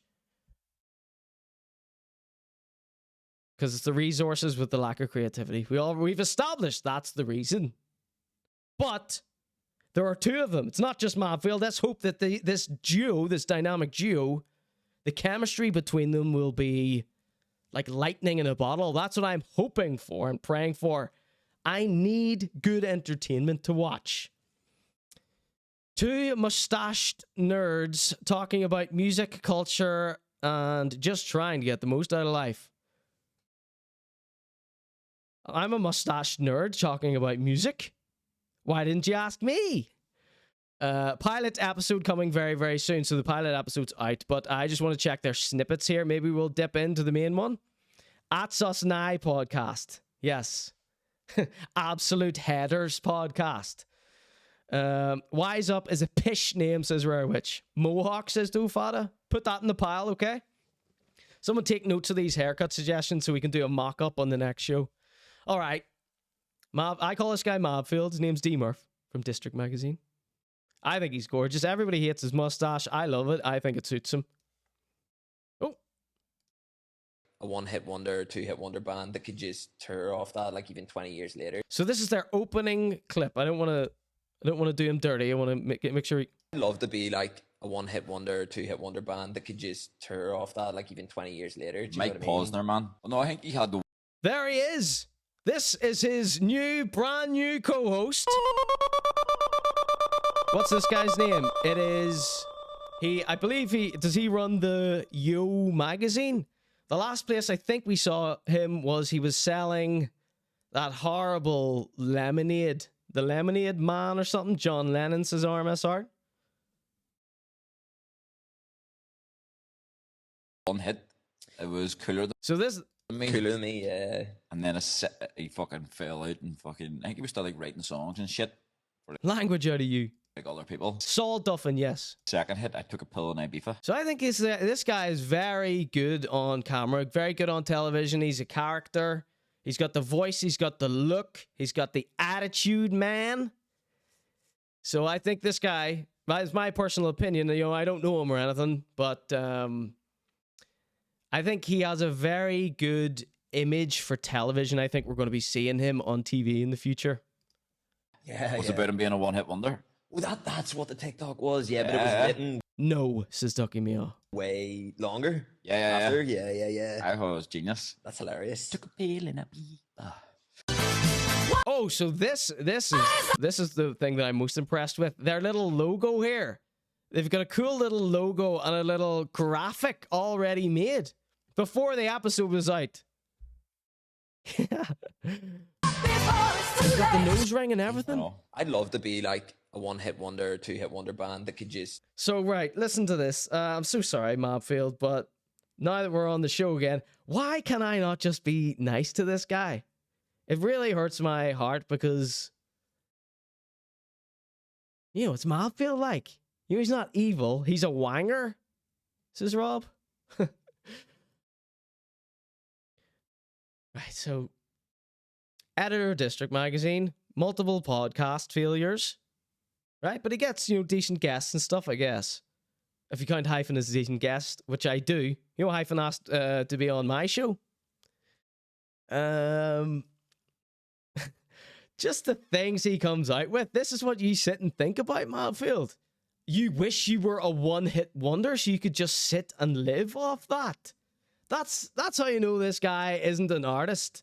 He likes the sorry for psychoanalyzing this one sentence you said here, Mabfield. So sorry if this is unfair.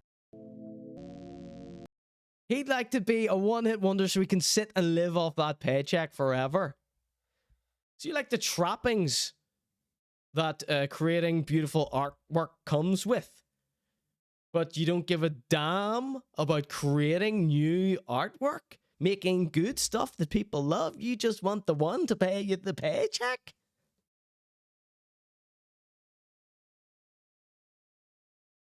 What's TS? Tour off that, like even 20 years later. Do you Mike know what I mean? Posner, man. Well, no, I think he had the one hit. It was Cooler Than Me. Cooler Than Me. Right, so that was the first clip we have here. Let's see what the second one is. Let's see what the second one is here. I'm so sorry about this, Mabfield. I genuinely feel bad when I have to slobber about someone who doesn't really deserve it. Okay. So, should have called this, Did He Get Back to You Yet? Says Rarewitch. You got the reference? Dream guest. Right, okay. I watched this earlier and I was like, this is unreal. The shite he's come off with just in these two clips. You wish you could be a one-hit wonder. And this next one. Sorry, I'm trying to get it nice and quickly for you.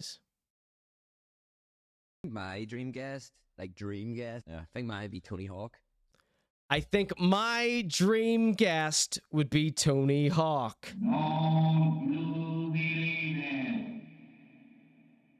Does anybody in the chat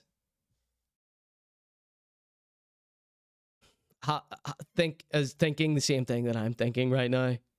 Tony Hawk is the most frequent guest on every single podcast.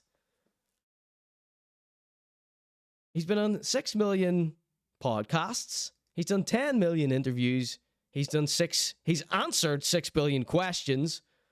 What could Mabfield possibly ask Tony Hawk that hasn't been asked of Tony Hawk before? You see what I'm saying here? Let's watch the rest of this. See if he answers that question for me here. In case I'm being unfair. Tony Hawk? Yeah, I think it'd just be sick. Like, he always seems to be doing stuff in Ireland. Like, I've found so many clips of him. He always seems to be in Ireland. I've seen so many clips of him. So, is he just the most famous person who's frequently in Ireland you can think of? There's a video of him just turning up the skate in, you know, the Bridges skate park. Oh, yeah. There's a bit. Famous skater, skates in skate park. Stop the presses. You wouldn't do that.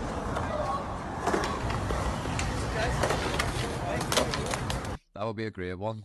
There's actually a picture which I will throw up here whilst we're talking about it of him with a skateboard made out of a hurl. Have you seen this? Oh nah, man, fucking sick. It's glass, but there's pictures of him on his honeymoon on the cliffs of Moher with Johnny Knoxville. I was gonna say when I get married to Johnny Knoxville. He got married and.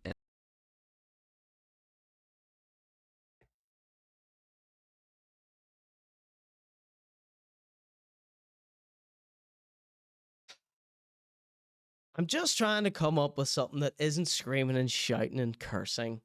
Do you know what I mean? Or just blatant insults, because I don't think either of these guys deserve this. Nah, God.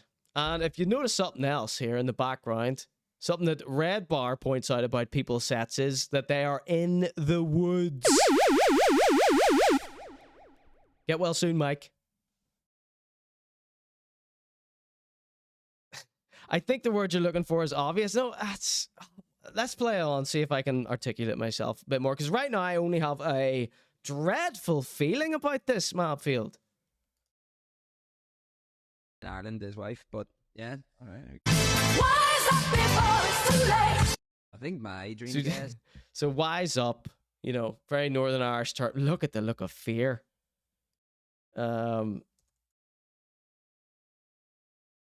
One second, sorry, typing something in the chat. This is so bad for a show. Like dream guest. Yeah. I think mine be Dream guest. Why is he your dream guest? One, you don't skateboard. Tony Hawk. Two, as I said, Tony Hawk has been interviewed 1 million times. There's nothing he could possibly add that is interesting. Hawk. Yeah, I think it'd just be sick. Like he always seems to be doing stuff in Ireland. Like his reason he wants to interview him is that he likes to visit Ireland. I found so many clips of him. There's a video of him just turning up the skate in, you know, the Bridges skate park. Oh yeah. There's a video of him doing that. Oh, there's a video of him doing that. Hope you paid royalties on this video here. So why don't we pull up the actual podcast itself to see if there's just to see how they intro it, see what type of show it is, really. This is my alternative investigation music.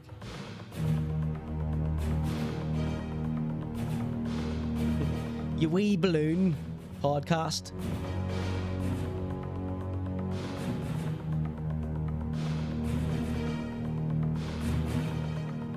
Don't give me all. Careful, don't give me all. We're trying to be nice about these. They can try all they want, but I don't want to watch two bros talking for hours like it's House Party where you don't really know anyone and you can't leave for fear of offending someone.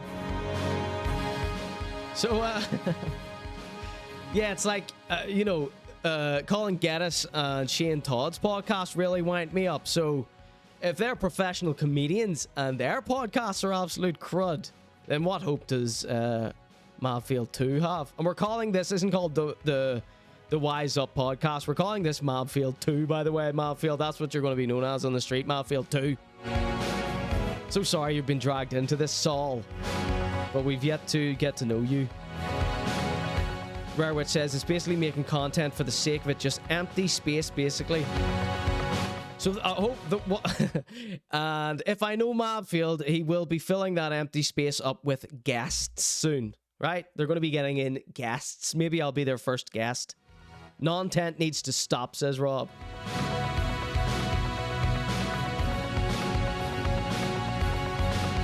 Just searching.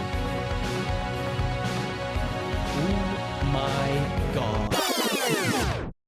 Look, everyone, look, there's already a Wise Up podcast.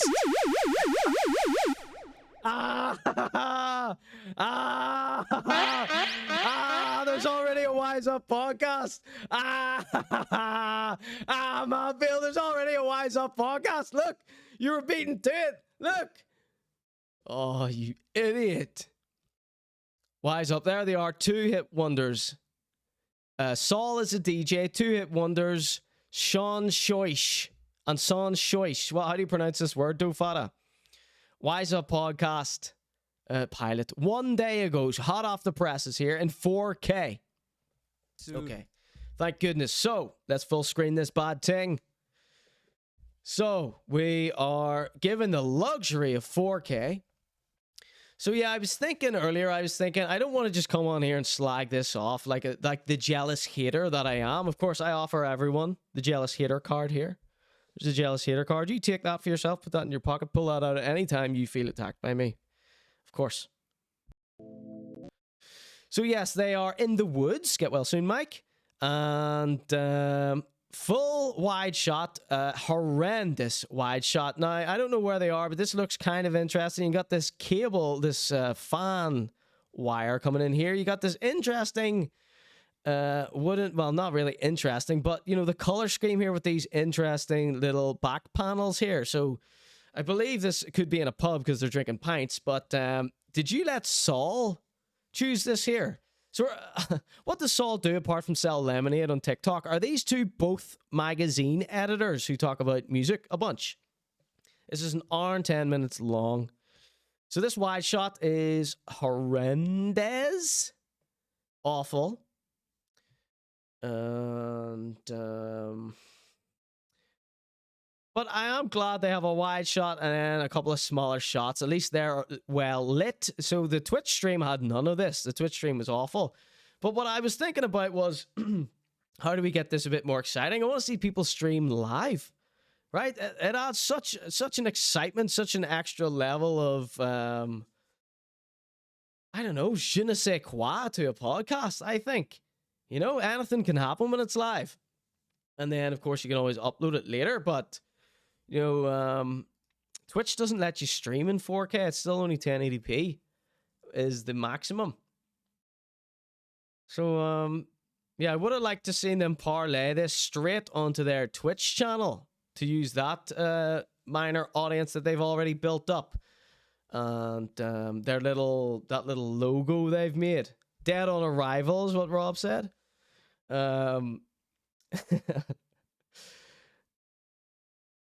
My dream guest would be Bob Burnquist. We can talk about Loop Bob, says Rarewitch. You got the reference? It's very funny chat, dropping all sorts of jokes that I don't get tonight. All right, let's continue. Just going to watch a little bit of this here. We're wrapping this up in a moment. Tried our hand at doing it before.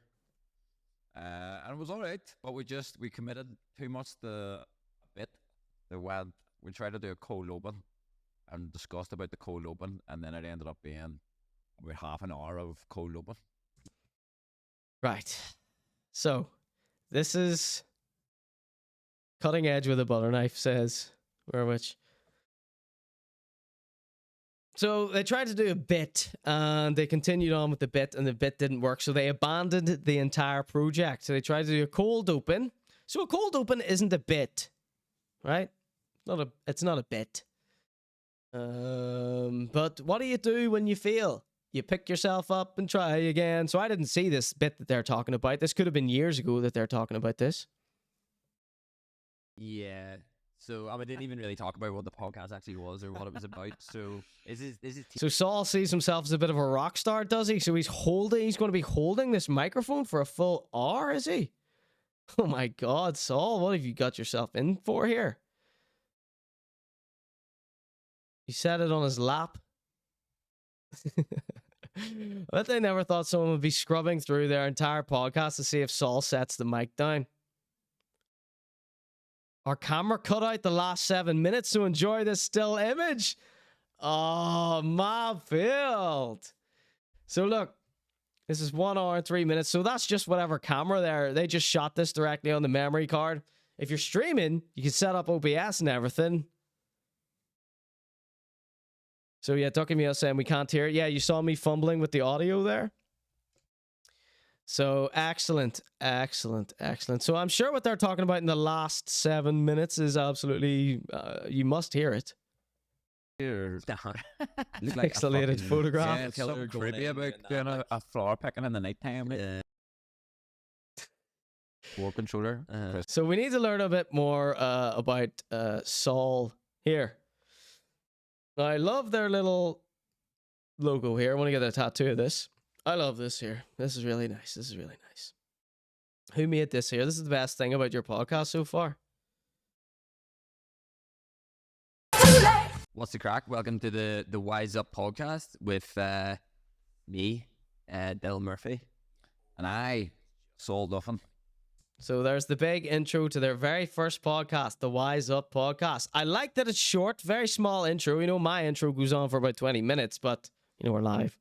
Arial font, which. So you notice the music is extremely loud compared to their voices. Wise up before it's too late. What's the crack? Welcome to the Wise Up podcast. Don't worry, this is a live focus group, Mabfield. If you're feeling bad about this, at least you now know. Sort out this shot a little bit better. Make sure that Saul doesn't have to hold this microphone the whole time. And turn your mics up or turn the music at the start down. Definitely turn the music at the start down too, and turn this up a little bit. Probably split the difference there. Right, so there's 3 actionable pieces of feedback.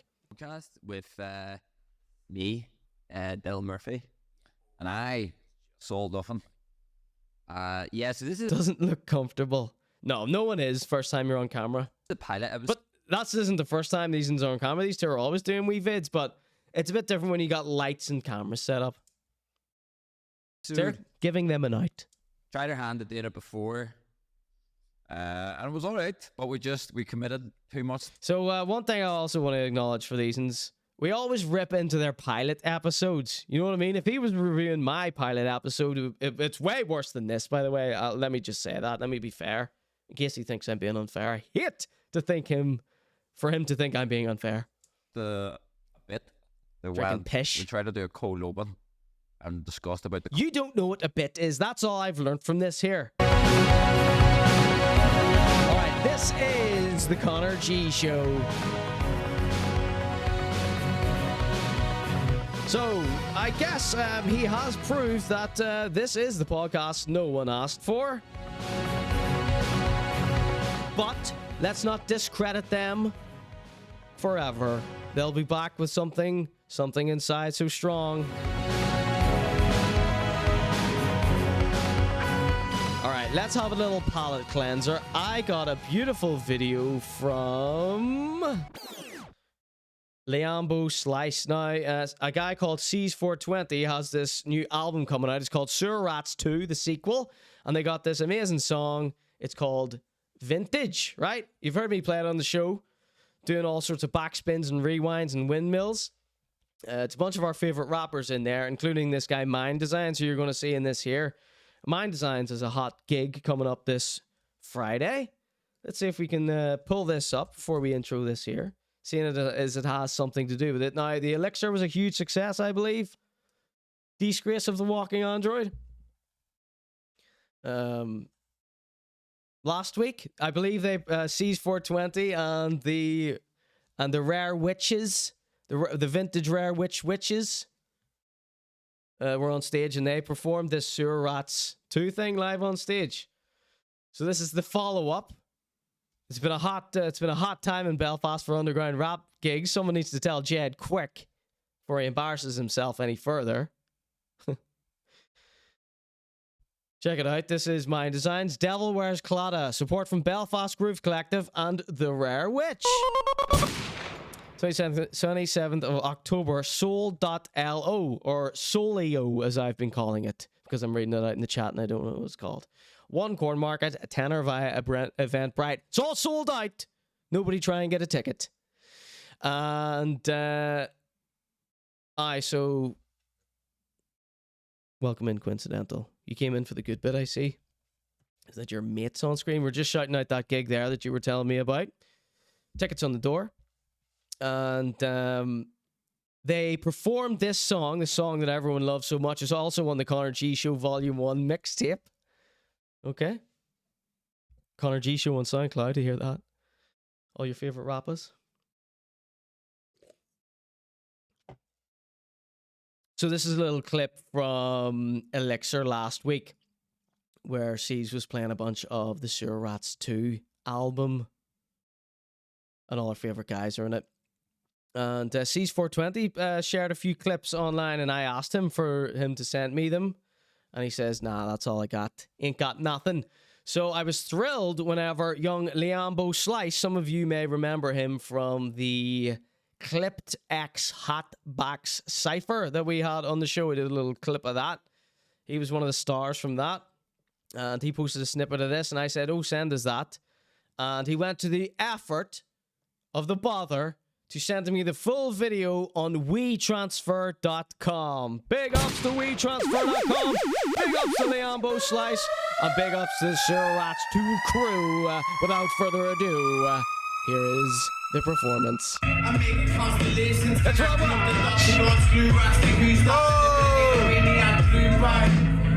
a bit less shouting into the microphone there, Liambo, please.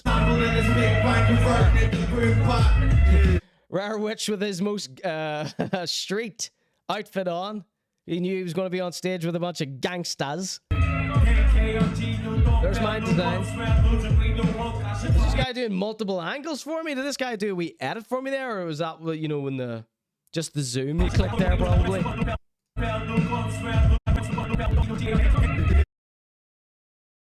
I'm playing this to give my voice box a little break. I've been screaming and shouting for 2 hours straight.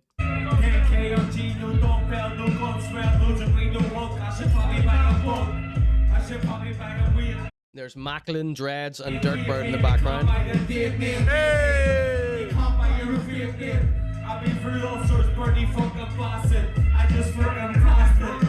He mucked up my favorite line. If I was a DJ, I would have went. Ooh. He's been through all sorts. Bertie flipping Bassett. I've been through all sorts, Bertie fucking Bassett. I just fucking passed it. Rumor has it that this kid's made a lawsuit. I'm the bitch going by around warning babe. Where join my move? I believe this is our kid, is it? Very popular. Talking about. Talking about.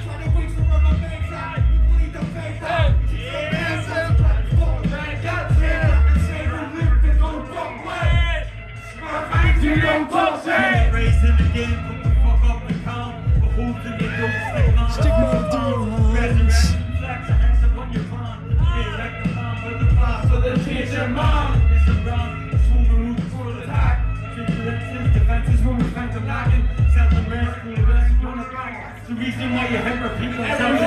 Go on. Sound of me. In the back of the seat.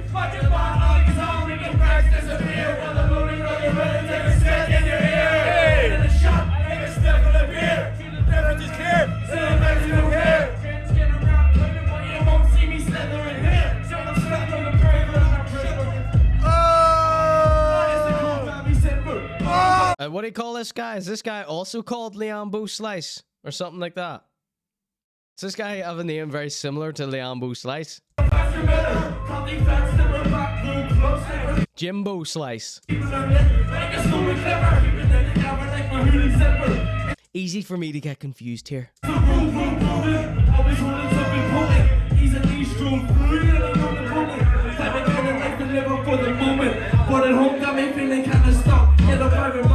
Jimbo Slice 1312. Bit like Raw 1210. Who likes the beat?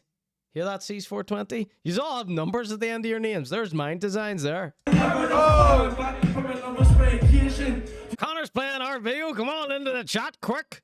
It's only a 2-minute video. We can get back to smoking dope afterwards. That's what I imagine all the rappers who watch my show sound like. Oh! Respects what I'm gaining from doing graffiti. I'm mad up, yo. Did this guy do graffiti? No one typed on him in the chat.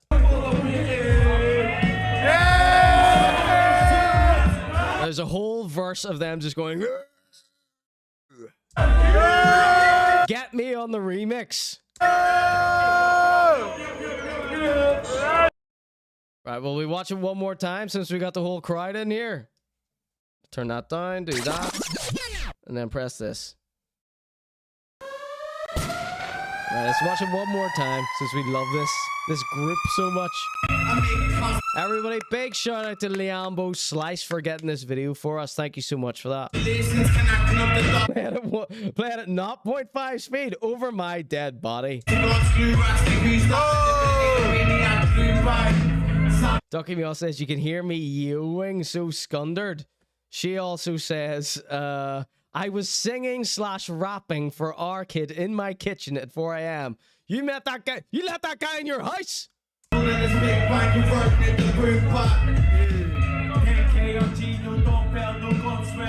I love Mind Design's little outfit here.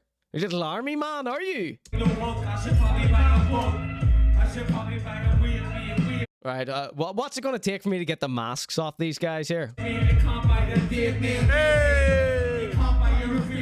Everyone's saying 1 in the chat. Is he steaming here or something? Why did you muck up my favorite line in this Mind Designs? Or did you muck it up or you just said it slightly differently?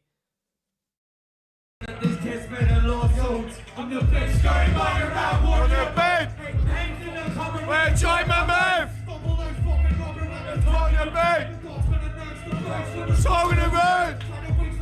They love Arcade, don't they?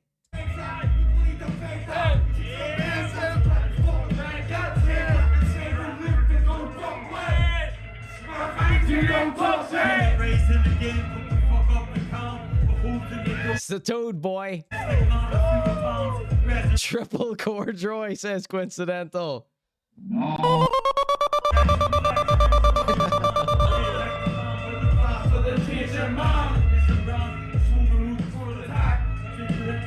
The C's reaction force. What is it going to take for me to get on a remix of this? C's 420.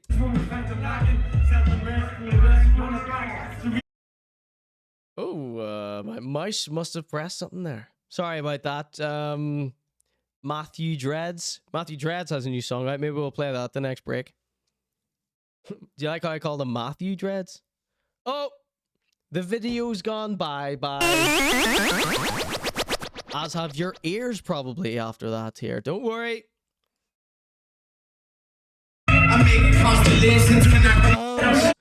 Don't stand in the way of a very tolerant and patient man. Love this guy. You know how long he must have been growing these dreads for? A very long time. Go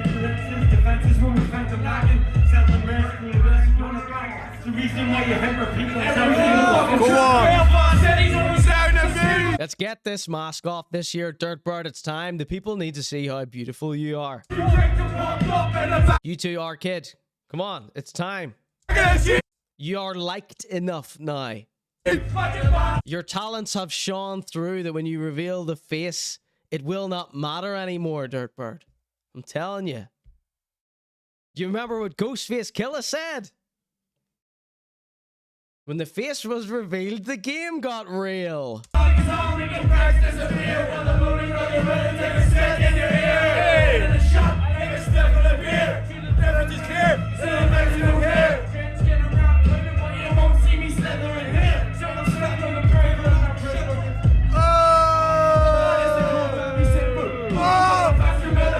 Jimbo Slice.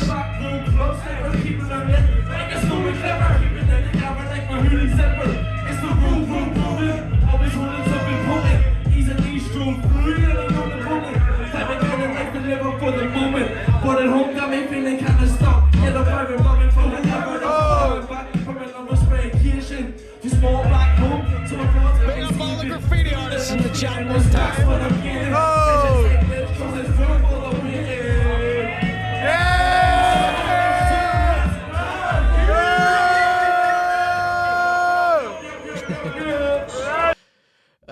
Raw 1210 says maybe his court case hasn't finished up yet. Well, I certainly hope that isn't the case. All right. Right. I'm going to take a very quick break. Nah, you know what? I don't need a break. I just want to give my voice box a little break for a second. So we're going to watch this brand new Matty Dreads here. 1 for fire, 2 for shite in the chat right now. This is Matty Dreads. Puka's Share, open brackets, purple language. Let's see what the caption says here. The first single taken from the Purple Language album, produced by C's 420, vocal mix and mastered by Violently Ill 47 at Ill Record Studios. Filmed by Violently Ill and Uplift Films. 4K.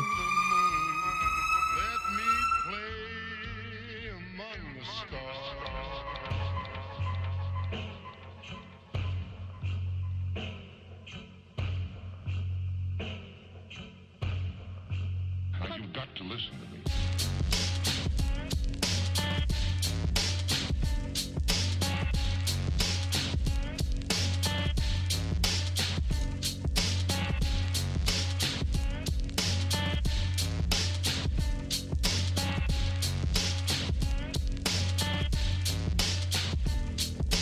Superhero breaks clock stopped at 4:20. Ripping up the record, flipping frequencies aplenty. With weed sending sentences, no stumbles on the entry. Fanatics keeping 7 centuries of gentry. Look, for argument's sake, let's see that you don't know your nature, or understand the dangers of a man without a maker, or comprehend the 7 sacred stages of creation. But ignorance is bliss, and so you'll marvel at the mages. While the He's a little atheist wordsmith, just like Richard Dawkins. For easier digestion, I'm questioning my iris. This dimension keeps me guessing. The tension in the surface ever present, like a circle through a square hole. They must have had to wait weeks for an overcast day where he could be outside without a hood on. Straight from the mystics, and turn tricks with the psychedelic linguistics. I'm coming through like the puka. So is the puka? Like the puka. Is the puka some sort of Irish banshee type ghost?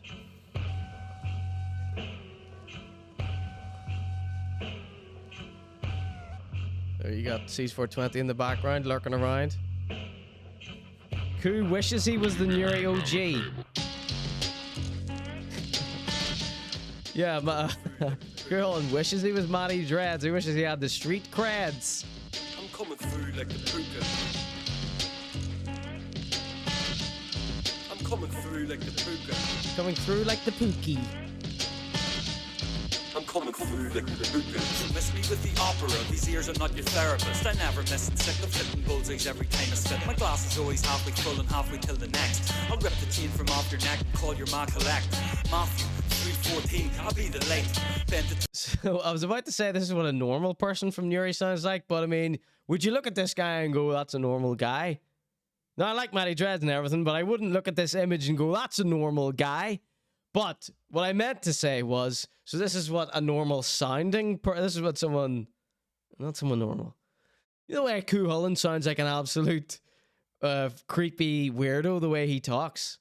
It's like a granda talking to, it's like a granda from Newry talking to an American child is how he speaks. Whereas Matty Dreads, fairly normal speech patterns.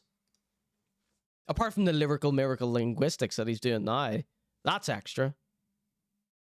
How do I get out of this one? Get to know me. Through the prison, burn the pages, skip the Jesus shake, throwing heavy hooks. Skip the Jesus site. So we started off very religious with this program tonight. Now we're going very... What's the word? Agnostized?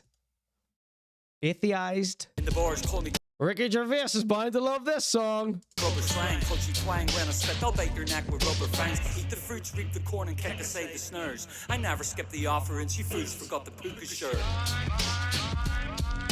Are we talking about puka? Puka sure? What's this puka thing? Does anybody give me the backstory? Is this an Irish banshee type goblin demon? That's what puka makes me think of. Otherwise, you know, some sort of Paul Morrissey style necklace is what I'm thinking of. Skip the offerings, you fools forgot the puka shirt. These are all this guy's friends in the chat, so none of them want to join in with my musings. Puka are a company that makes pies for Iceland, says Steve Mann. Thank you so much for joining in. 14, I'll be the late. 3:14, I'll be the late.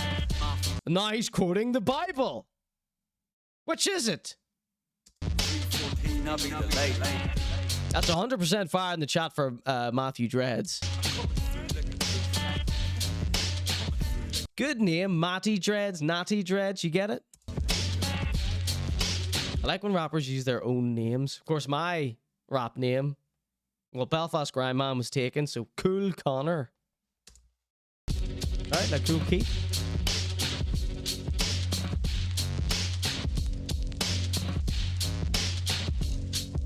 There you go. That's Matlin the Dreadlock there.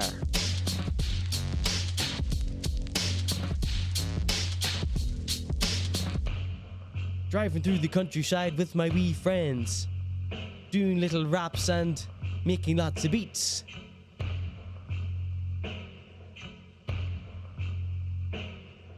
There you go, ladies and gents. 100% fire. The crowd have voted you 100% fire. Directed by Violently Ill, produced by C's 420 for Uplift Films.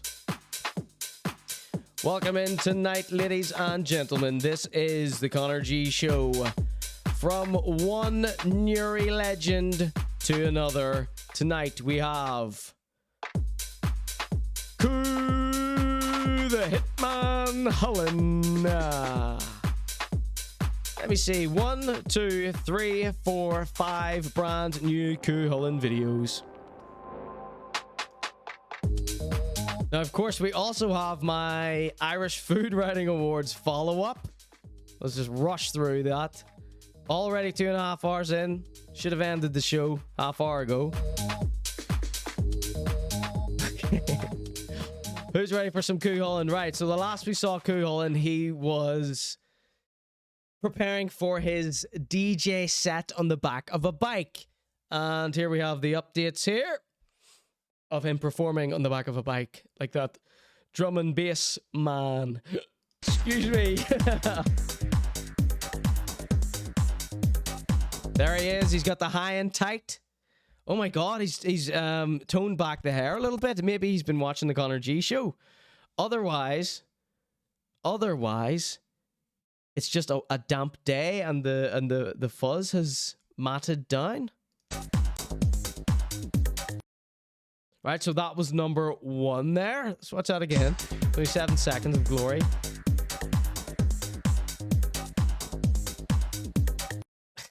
Okay, so we have the extended cut here.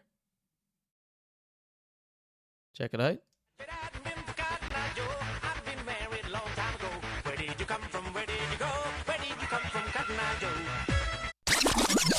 All right, Ducky Mio has done some research for us, which would have been handy 10 minutes ago, but that's all right.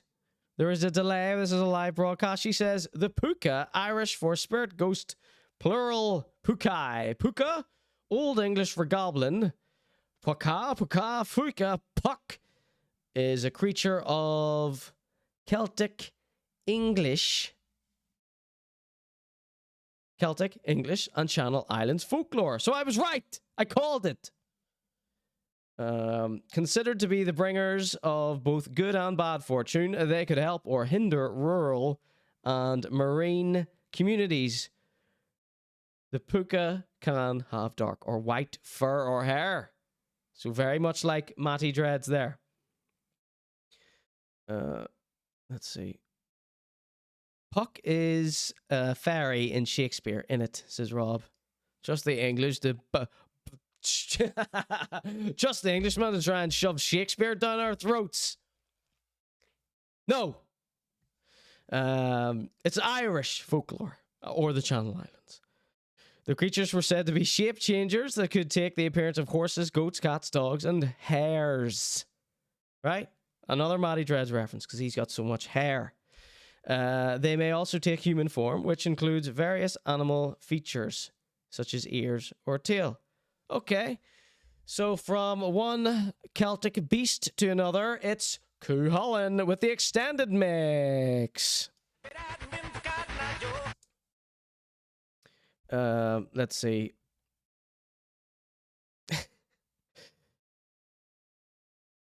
It's like he's doing teaching aerobics class sitting down. I'm interested to see if we can. Oh my god, would you ever bring a brand new MacBook Pro on the back of a bike here?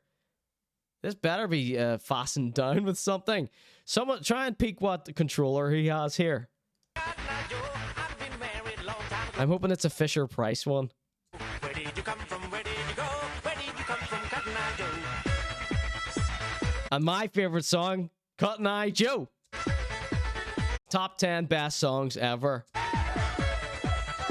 Of course, it's Lashing Rain, so that was my theory about his hair being all down and not teased and puffed up. You know, like, you should really be wearing a helmet here. Look, he has a little kids thing here. Look, what's in here? Is Sistino in here? Well, there's Coo Hullen's demographic there. Beautiful shot of Coo Hullen's demographic. Oh, massive crowd. This is more people than watch my show live. Oh, it's about the same, actually. Oh my God, he's got the little mouthpiece thing. So he's got a new mark. What have I got? I've got a Hercules. So I pretty much have the cheapest controller ever here. Let's see if we can use Pencam to give you a view of this here. How exciting. This is so stupid. This is just a bit of silliness, right? I've got like 10 more videos of Coo Hullen, by the way. Maybe we'll ration them. Pencam. So look. There's the keyboard there for scale. There's my controller. The cheapest one you can get, right? I'm not a DJ. I just have that for the sound effect. But Coo Hullen's here. This is like one step up. This is like this was the next choice from my one in pay scale. So as a professional DJ, do you not think you should add a little, invest in yourself a little? Buy something that's a bit better than a cheap plastic piece of shit. The laptop and mixer in the rain is mad. Yeah, he'd like committed to it or something. He's already committed to it. So look, this looks like a brand new MacBook Pro, by the way. By the size of it, it's massive. It's got the square rather than the round. This is like minimum £3,000 bit of kit here. But this is very cheap shitty, this one here. This new Mark 1, right? Raw 1210? Say yes. And then we got this poor sap on the front here. What did he do to deserve this here? It's probably his dad. It's probably his big brother. Oh, imagine carting around Coo Hullen. So nothing is tying this down. There must be some sticky grip. There is some sticky tape underneath this. We can see this here if we zoom in. We can't see this if we zoom in.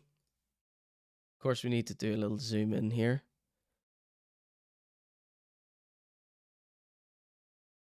Habapani Pakat Night Joe, I've been married long time ago. Where did you come from? Where did you go? Where did you come from? Cotton Eye Joe. Okay. So yes, as you can see here and along here and here and here is some double-sided sticky tape perhaps.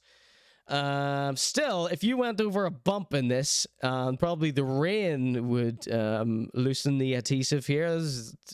If this guy takes a sharp corner, this is going to be you in the hole for a lot of money.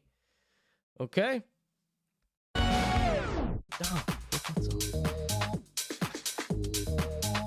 Right, so another Coo Hullen video. Let's see what we have here. We got lots and lots of Coo Hullen stuff here. All right, okay, so I think we'll finish on some... Right, we're 2 hours and 35 in here. And I got 2 more Coo Hullen videos. But I also want to get to this Irish Food Writing Awards follow-up. The Coo Hullen stuff we can play that last. Or we can save it till next week. The Marcus Sweeney isn't going to be getting done. I'm going to need to start the show with that Marcus Sweeney thing.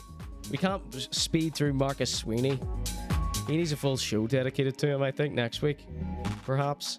What are you saying? Raw 1210 says, if you put a straw hat on ConorGShow with that shirt, you would be miles away from Cotton Eye. You wouldn't be miles away from Cotton Eye Joe himself. Well, it's one of my favorite songs, you know. Conor Eye Joe. What about the Food Writing Award, says Rare Rich? Yeah, we're definitely doing that tonight. We're definitely doing that tonight. But the Coo Hullen stuff isn't connected to that. It's something else, and it's a whole thing in itself. So if we don't end on a high with the Dublin Food Writing Awards, then we'll go back to a Coo Hullen. Or maybe, oh, who knows what we'll do. Right, we gotta bail on Hullen for now. It's just too much. There's too much. It's too late. It's a weekday, for goodness sake. It's a school night for many people. Alright, let's do a little drawing to break things up here. Ducky Mia, the bouncer of the ConorGShow chat, has redeemed with the little channel points here on Twitch. Who electrocuted on a bike either by lightning or equipment?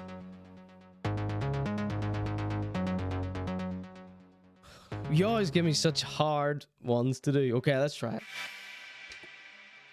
I don't have all my pens. I only got this big one. All right, everybody. Let's do a little drawing. Let's see what is pen configured here.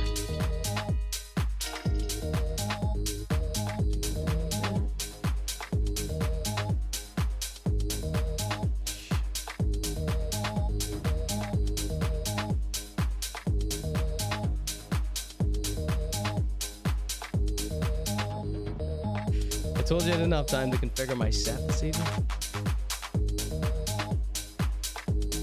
Okay, that'll have to do, yes. Alright, this song is Bernardo Campos, House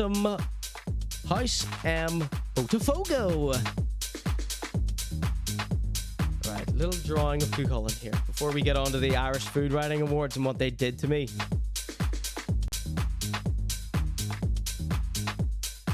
Difficult one.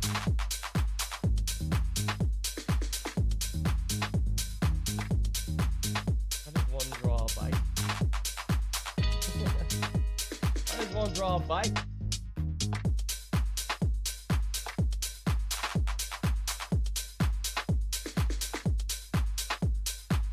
This is ridiculous, Ducky Meow. What are you trying here?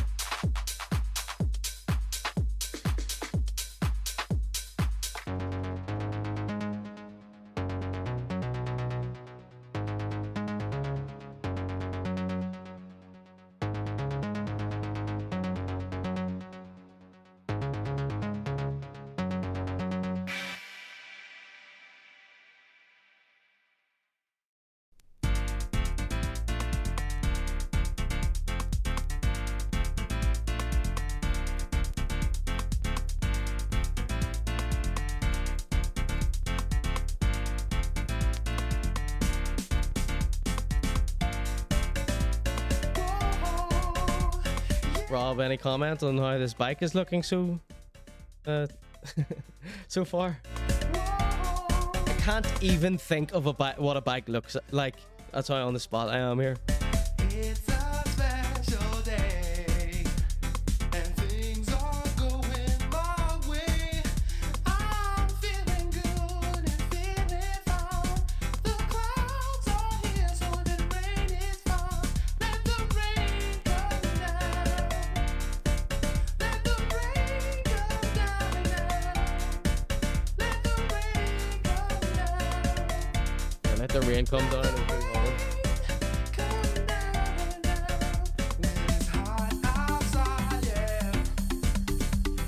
Absolutely atrocious. I hate it, and I hate you for making me do it, Ducky Me, okay? Only joking. Thanks very much for being involved in the ConorGShow.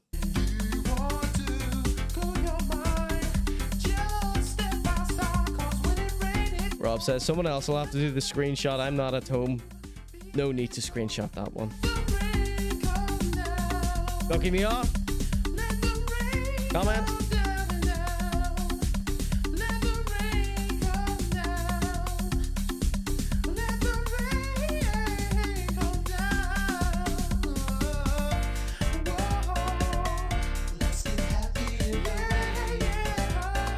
This song is intense. Let the rain come down and electrocute the sinners.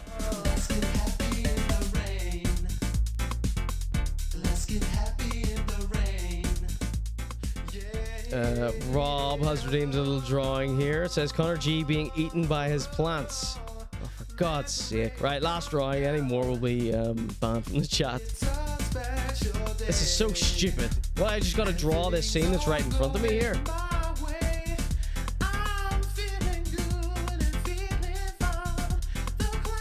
my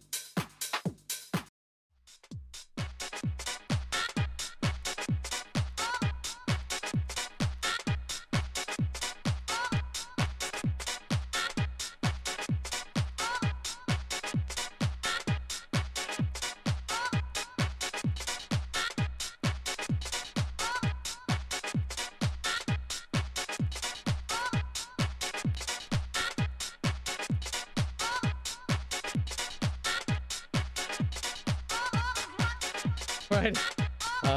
For some reason, I have a serpent's tongue, but this is the microphone here. There's my plants. All right. That's all I can do. That's all I can do. I've lost the will to live here.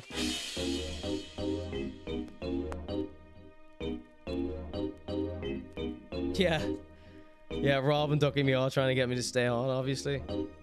I'm not ending the show. We got a load of stuff here. Let's get in there, though. This is Mikey B and Ned and Jason K. I'm singing / main ingredient. Something.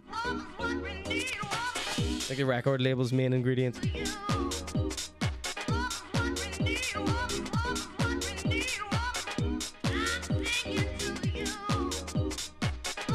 You may recognize the vocals from a very famous jungle song.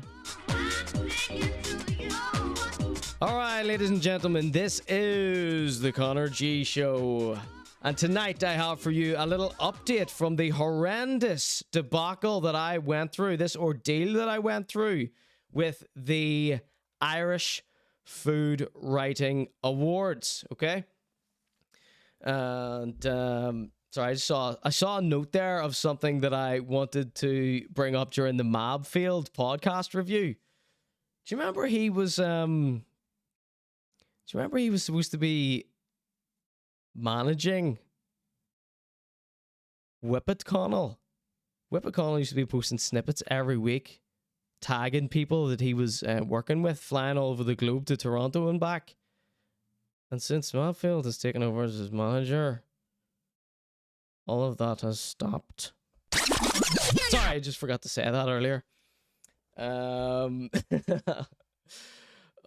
god. So I just see loads of notes here that I forgot to read during that Mabfield section, but that shows you how nice I'm trying to be to him. Are we all gonna give him a chance now, people? Okay, thank you all so much. Rare says the greenery looks well. Thank you. Rob, what do you think? Rob, you're not impressed? Let's see. Okay. So, you gotta redo these intros here when you interrupt yourself like that. It's not the BBC, it's a Twitch stream. Alright, ladies and gentlemen. So last week you would have seen me being horrifically snubbed by the Irish Food Writing Awards for the podcast/broadcast award category. And I put a little clip on there, me going mental and everything. And during that episode of Dirty Dinners, I was saying that, you know, the rest of these podcasts are no good. They don't try to put on an entertaining show. You see how upset I get if an Instagram video doesn't immediately start playing with audio. You know, it's because you want a show to run smoothly. That's because it should be entertaining start to finish, right? There should be no... It shouldn't be... It's the same thing as what we're talking about with Mabfield. What we assume Mabfield's goal is to just make content for the sake of making content with the end goal to make cash from ads, okay? You know, making cash from something you create should be the final outcome, yes, but it shouldn't be the only reason for you opening your gub and sharing what crap has popped into your head that day. So, this is Dirty Dinners. So, I obviously last week, Lee suggested we do Irish Food Writing Award podcast finalist bingo. Dirty dinners, these are dirty dinners. Now, do not worry, I would not subject you to that.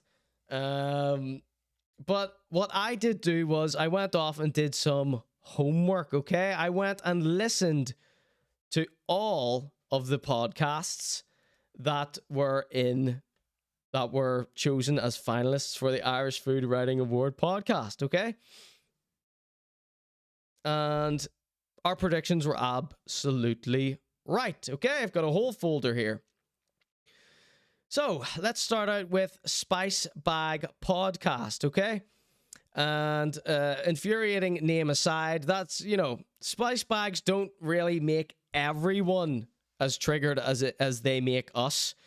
It's just because of our history with Dublin Social and, you know, that whole thing. Of course, I'm on the quest for the world's worst spice bag, right? Because Dublin Social's on the quest for the world's best spice bag. He wasn't nominated for this because he hasn't put out a podcast in 2 years, even though he won it last year, the award. He was nominated for Best TikTok this year, I believe. Okay, and we're going to be getting to that in just a moment. So this is the Spice Bag podcast, who were chosen as the finalists. And can you believe this? The last time they dropped a podcast was on the 12th of May. Can you believe that? Can you believe that? So they haven't dropped anything since the 12th of May. Right? Note number one. They've nominated a show here that is not only hasn't dropped anything since the 12th of May, but you can see the title of this podcast here, Our Swan Song. This is their last episode of this podcast ever. So they're giving awards to people who quit, who have already quit ages ago, not just quit. But of course, we knew they did that with the That's Banging podcast starring Marcus O'Leary and Dublin Social. So, I mean, these are giant red flags for this being a complete and utter travesty, right? So yes, very reminiscent of last year's winners who don't even do a podcast, right? Why would you give an award to someone for something they don't do? It's insane. It's wild, says Rob. So, our next entry is the Beer Ladies podcast. Now, if you thought this looked like a rip-roaring time here on the Spice Bag podcast, you ain't seen nothing yet. The food looks stinking. What were you thinking? So this is the Beer Ladies podcast. At least they do still make podcasts, right? And let me check my notes, because this podcast is so instantly forgettable, I can't even remember my review. Okay, right. So, surprise, surprise, this podcast had about 3 different sponsors and ads running throughout the whole thing, right? And I don't want to listen. I don't want to listen to a show that's just about making ads, you know. Puts me in a tough spot, because how does a content creator make cash other than running ads and getting sponsors? You know, well, is this my goal? Is this what I should be heading towards as a creator? If I did that, would these shitty fixed awards pay attention to what I have to say? Because they're not paying attention to any I was gonna say groundbreaking, but you know, I'm exposing a lot of bullshit that goes on in something a scene they claim to love and have asked me to do something positive for. Now, I obviously think I am doing something positive by saying, do not eat in this viral restaurant. It has rats. Don't kick people out of competitions who actually performed the challenge in favor of someone who failed the challenge. Stop making spice bags out of sausage rolls. Call me crazy, but Char Food Guide being treated like gold when I was treated like shit in a restaurant is something that the Irish food scene should know about. And what else do we have here? Yes, the production quality of Beer Ladies podcast is absolute dog shit. Terrible, terrible quality in an audio medium. The audio quality is all that matters. That should be the number one thing that you get correct before you start blabbering on about your beautiful adverts that you love to do so much. Yeah, so this podcast, completely forgettable in every single way. Calling this a show is an insult to someone like me who, you know, tries very hard. A showman like me, okay? Oh, maybe it's just effortless for some people, isn't it? It's just so easy for some people. Then the final entry was for this. You can't even call it a podcast. It's called Dublin Delish, okay? And the guy is the guy who hosts. I mean, I'm using that term very loosely. Is called Russell, he is one of the gastro gays. He is a wannabe influencer from Dublin. And it's not this guy, right? This is Brian Dowling from Big Brother, right? He is technically in this. I'm not calling this a podcast. It's not a podcast. This is a 30-second ad read in the middle of a radio show on Brian Dowling and Suzanne Kane on 98 FM, right? Weekday mornings from 10. Brian Dowling and Suzanne Kane play the biggest dance and R&B anthems for your workday. That's the description of this Food and Writing Award nominated podcast, right? Let's scroll down here. So the guy Russell, he isn't on this radio show. He just does a 30-second ad read for some restaurant he went to. He won Brian Dowling won Big Brother. But look, this guy, Russell, I think that's his name, one of the gastro gays. He's not even on the poster. Nowhere is he mentioned in the blurb for the ad. I'm not calling this a podcast. It's not a podcast. Look at this here.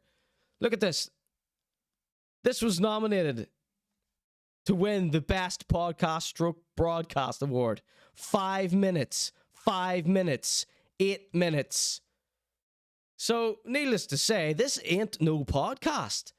It starts with ads, they do an ad for the segment, and then it ends with ads. 0 point in this being even existing as a segment. I mean, fair enough, as a segment on a radio show, fair enough. Now, the guy, Russell, who is one of the gastro gays, he's too ugly to be on the poster. That's why they couldn't put him on the poster. I'm shocked he even does social media. So sorry.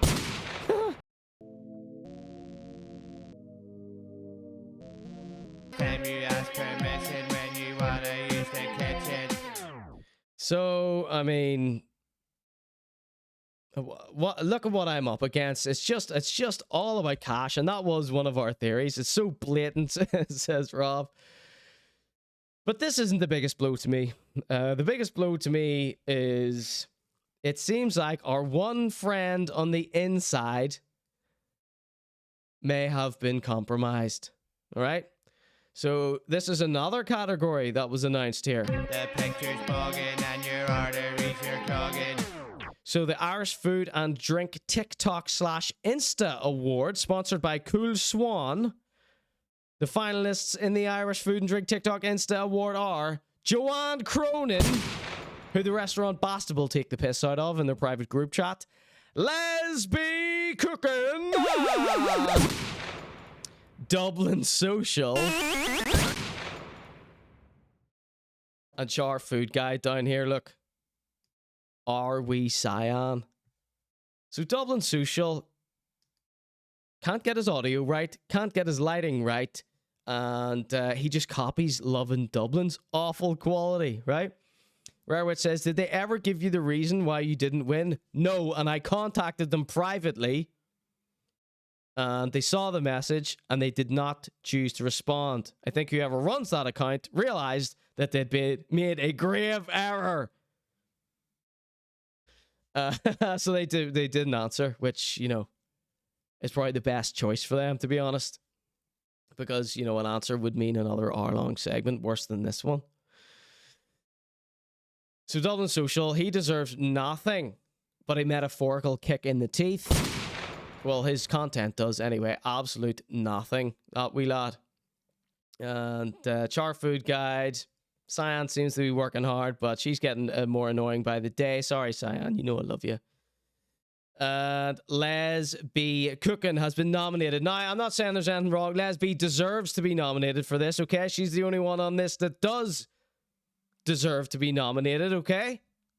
I want that on the record. Me saying that before I'm about to say what I say next.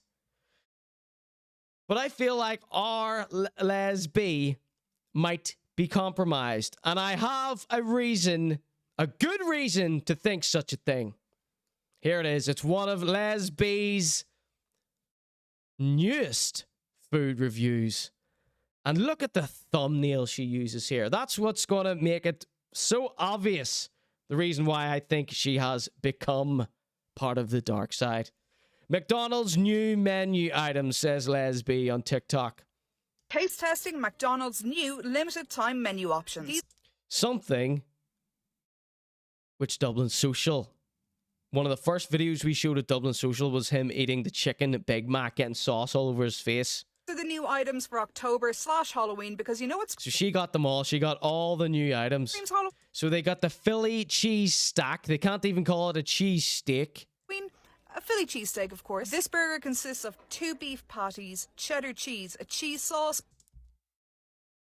Now, take this all in because it's going to be quite apparent why I think she's become compromised in just a second. Pickles, grilled onions, and crispy onions. This was served hot and fresh. It hadn't been sitting around. Liar! No McDonald's in the past 20 years has been served hot or fresh. You liar. Lie number one. Lie number one. We all see how they make these burgers. They nuke them in the microwave for 10 seconds. Because some wee old lady in the 80s scalded herself, so now nothing can be hot. The cheese sauce was really lovely and... The cheese sauce was really Look at what has popped on the screen. Lesby. And you know what? I'm afraid of Lesby. Sitting around, so the cheese sauce was really lovely and gooey. Gotta eat it fast. What's been sitting around? So the cheese sauce was crispy onions. This was served hot and fresh. It hadn't been sitting around. Liar. Even if it's hot and fresh straight out of their bin, out of their microwave, it's never hot or fresh. Even if they just made it right then and there with you watching, it's still never hot and fresh. I cannot believe she would say that. I'm appalled, Lesby. I held you with such regard. So the cheese sauce was really lovely and gooey. Gotta eat it straight out of the microwave. Where you think they've got a little Ban Marie whipping it up a roux in the back? Also, because when that cheese sauce cools down texturally, it's a bit gross. They forgot to put the crispy onions on the burger, but they forgot to put the crispy onions on the burger. Lesby give this hunk of dirt an 8. 8 out of 10. Okay? Now I have McDonald's sometimes, right? I like Big Macs. I like McDonald's fries. But I could never, in a million years, give a McDonald's more than a 5 out of 10. Out of principle. Out of acknowledgement of reality. Lesby. So for you to have the nerve, the cheek, the blatant disregard for reality here, and give this an 8 out of 10, and they forgot one of the main selling points of this brand new burger. They forgot the crispy onions on top. And you're giving it an 8 out of 10. Let's say if it was the perfect burger and you as a food reviewer went in there and got the best burger ever, but they forgot one of the main ingredients of a brand new thing they're promoting, that would be knocked right down to a 3. Any respectable food reviewer knows that if you muck up the recipe, you muck up the score. Right? Let's watch on. I don't think I need to watch on. I'm too disgusted here, Lesby. Lesby, I think you might have been compromised, okay? I think our friendship may have just come to an end with that 8 out of 10 for the Philly cheese stack. No, you think you've been nominated for the award now? You want to play it nice? Not on my watch. I thought we were friends. Next time you ask permission when you want to use the kitchen. The chat says, OMG, crispy onions are the best bit. The score is screwed. There's only like 5 things in it too, says Rare Witch. McDonald's is never nice unless you're pished, says Rob. Or 10. It's never a 10 ever. He says, it's never been hot for the past 40 years. You might as well test a slice of bread. Looks scary for Halloween, says Raw1210. Appalled. Imagine selling your soul to McDonald's. Well. Next time you ask permission when you want to use the kitchen. So, ladies and gentlemen, this has been the Conor G Show. I hope you have all been suitably entertained tonight. Next week, maybe we'll try and figure out a different day. Wednesdays has become a problem for me. So I'll discuss that with the shareholders and the people that chip in for the Conor G Show. Thank you all so much, the people who support monetarily. Big up yourselves, either by subscribing for free with Prime here on Twitch or just subscribing on Twitch. The best way to support the Conor G Show is get on over to ConorG.show. So that's kind of like my Patreon there. Become a member, you get access to the entire back archive. Some of the stuff we've done in there is amazing. I can't believe it's hidden from the world. So thank you all so much for chipping in, being part of the Conor G Show. Love ya! If you can't be arsed chipping in like that, you can always just tell a friend about the Conor G Show. Like, subscribe, comment on the YouTube vids. Help me get a little bit of a push there, if you wouldn't mind, of course. Yeah, just share the clips around. If you think something's funny and you want to show one of your mates, that's probably the best way to support. I'm singing to you. I just want to let the world know this is the Conor G Show. Everybody, thank you and good night.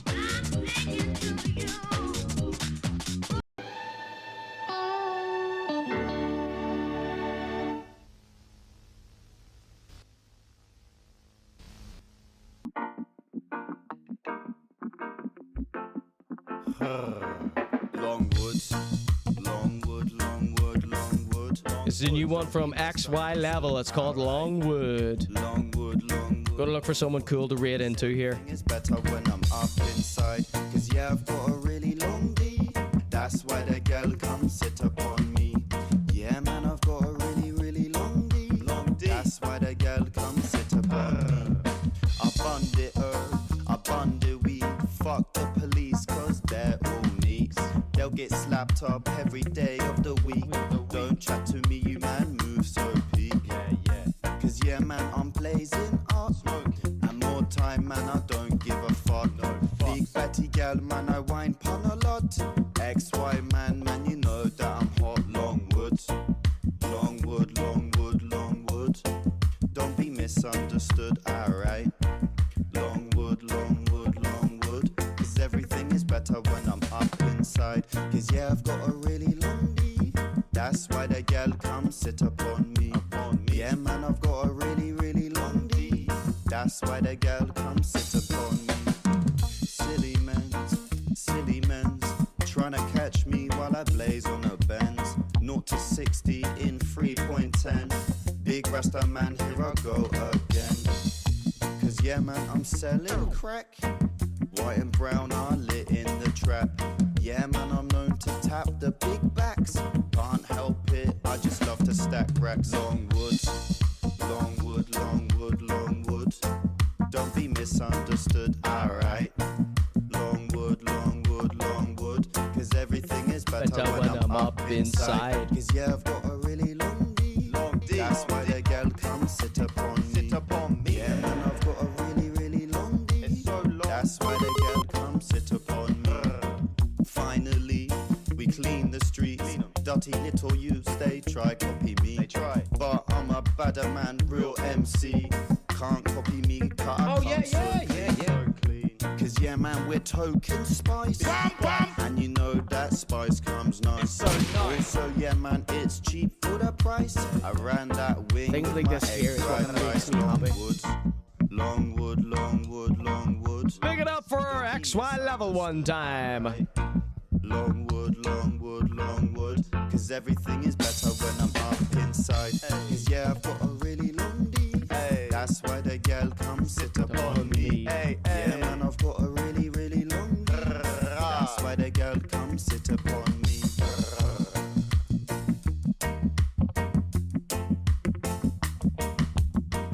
Thank you and good night. This has been the Conor G Show.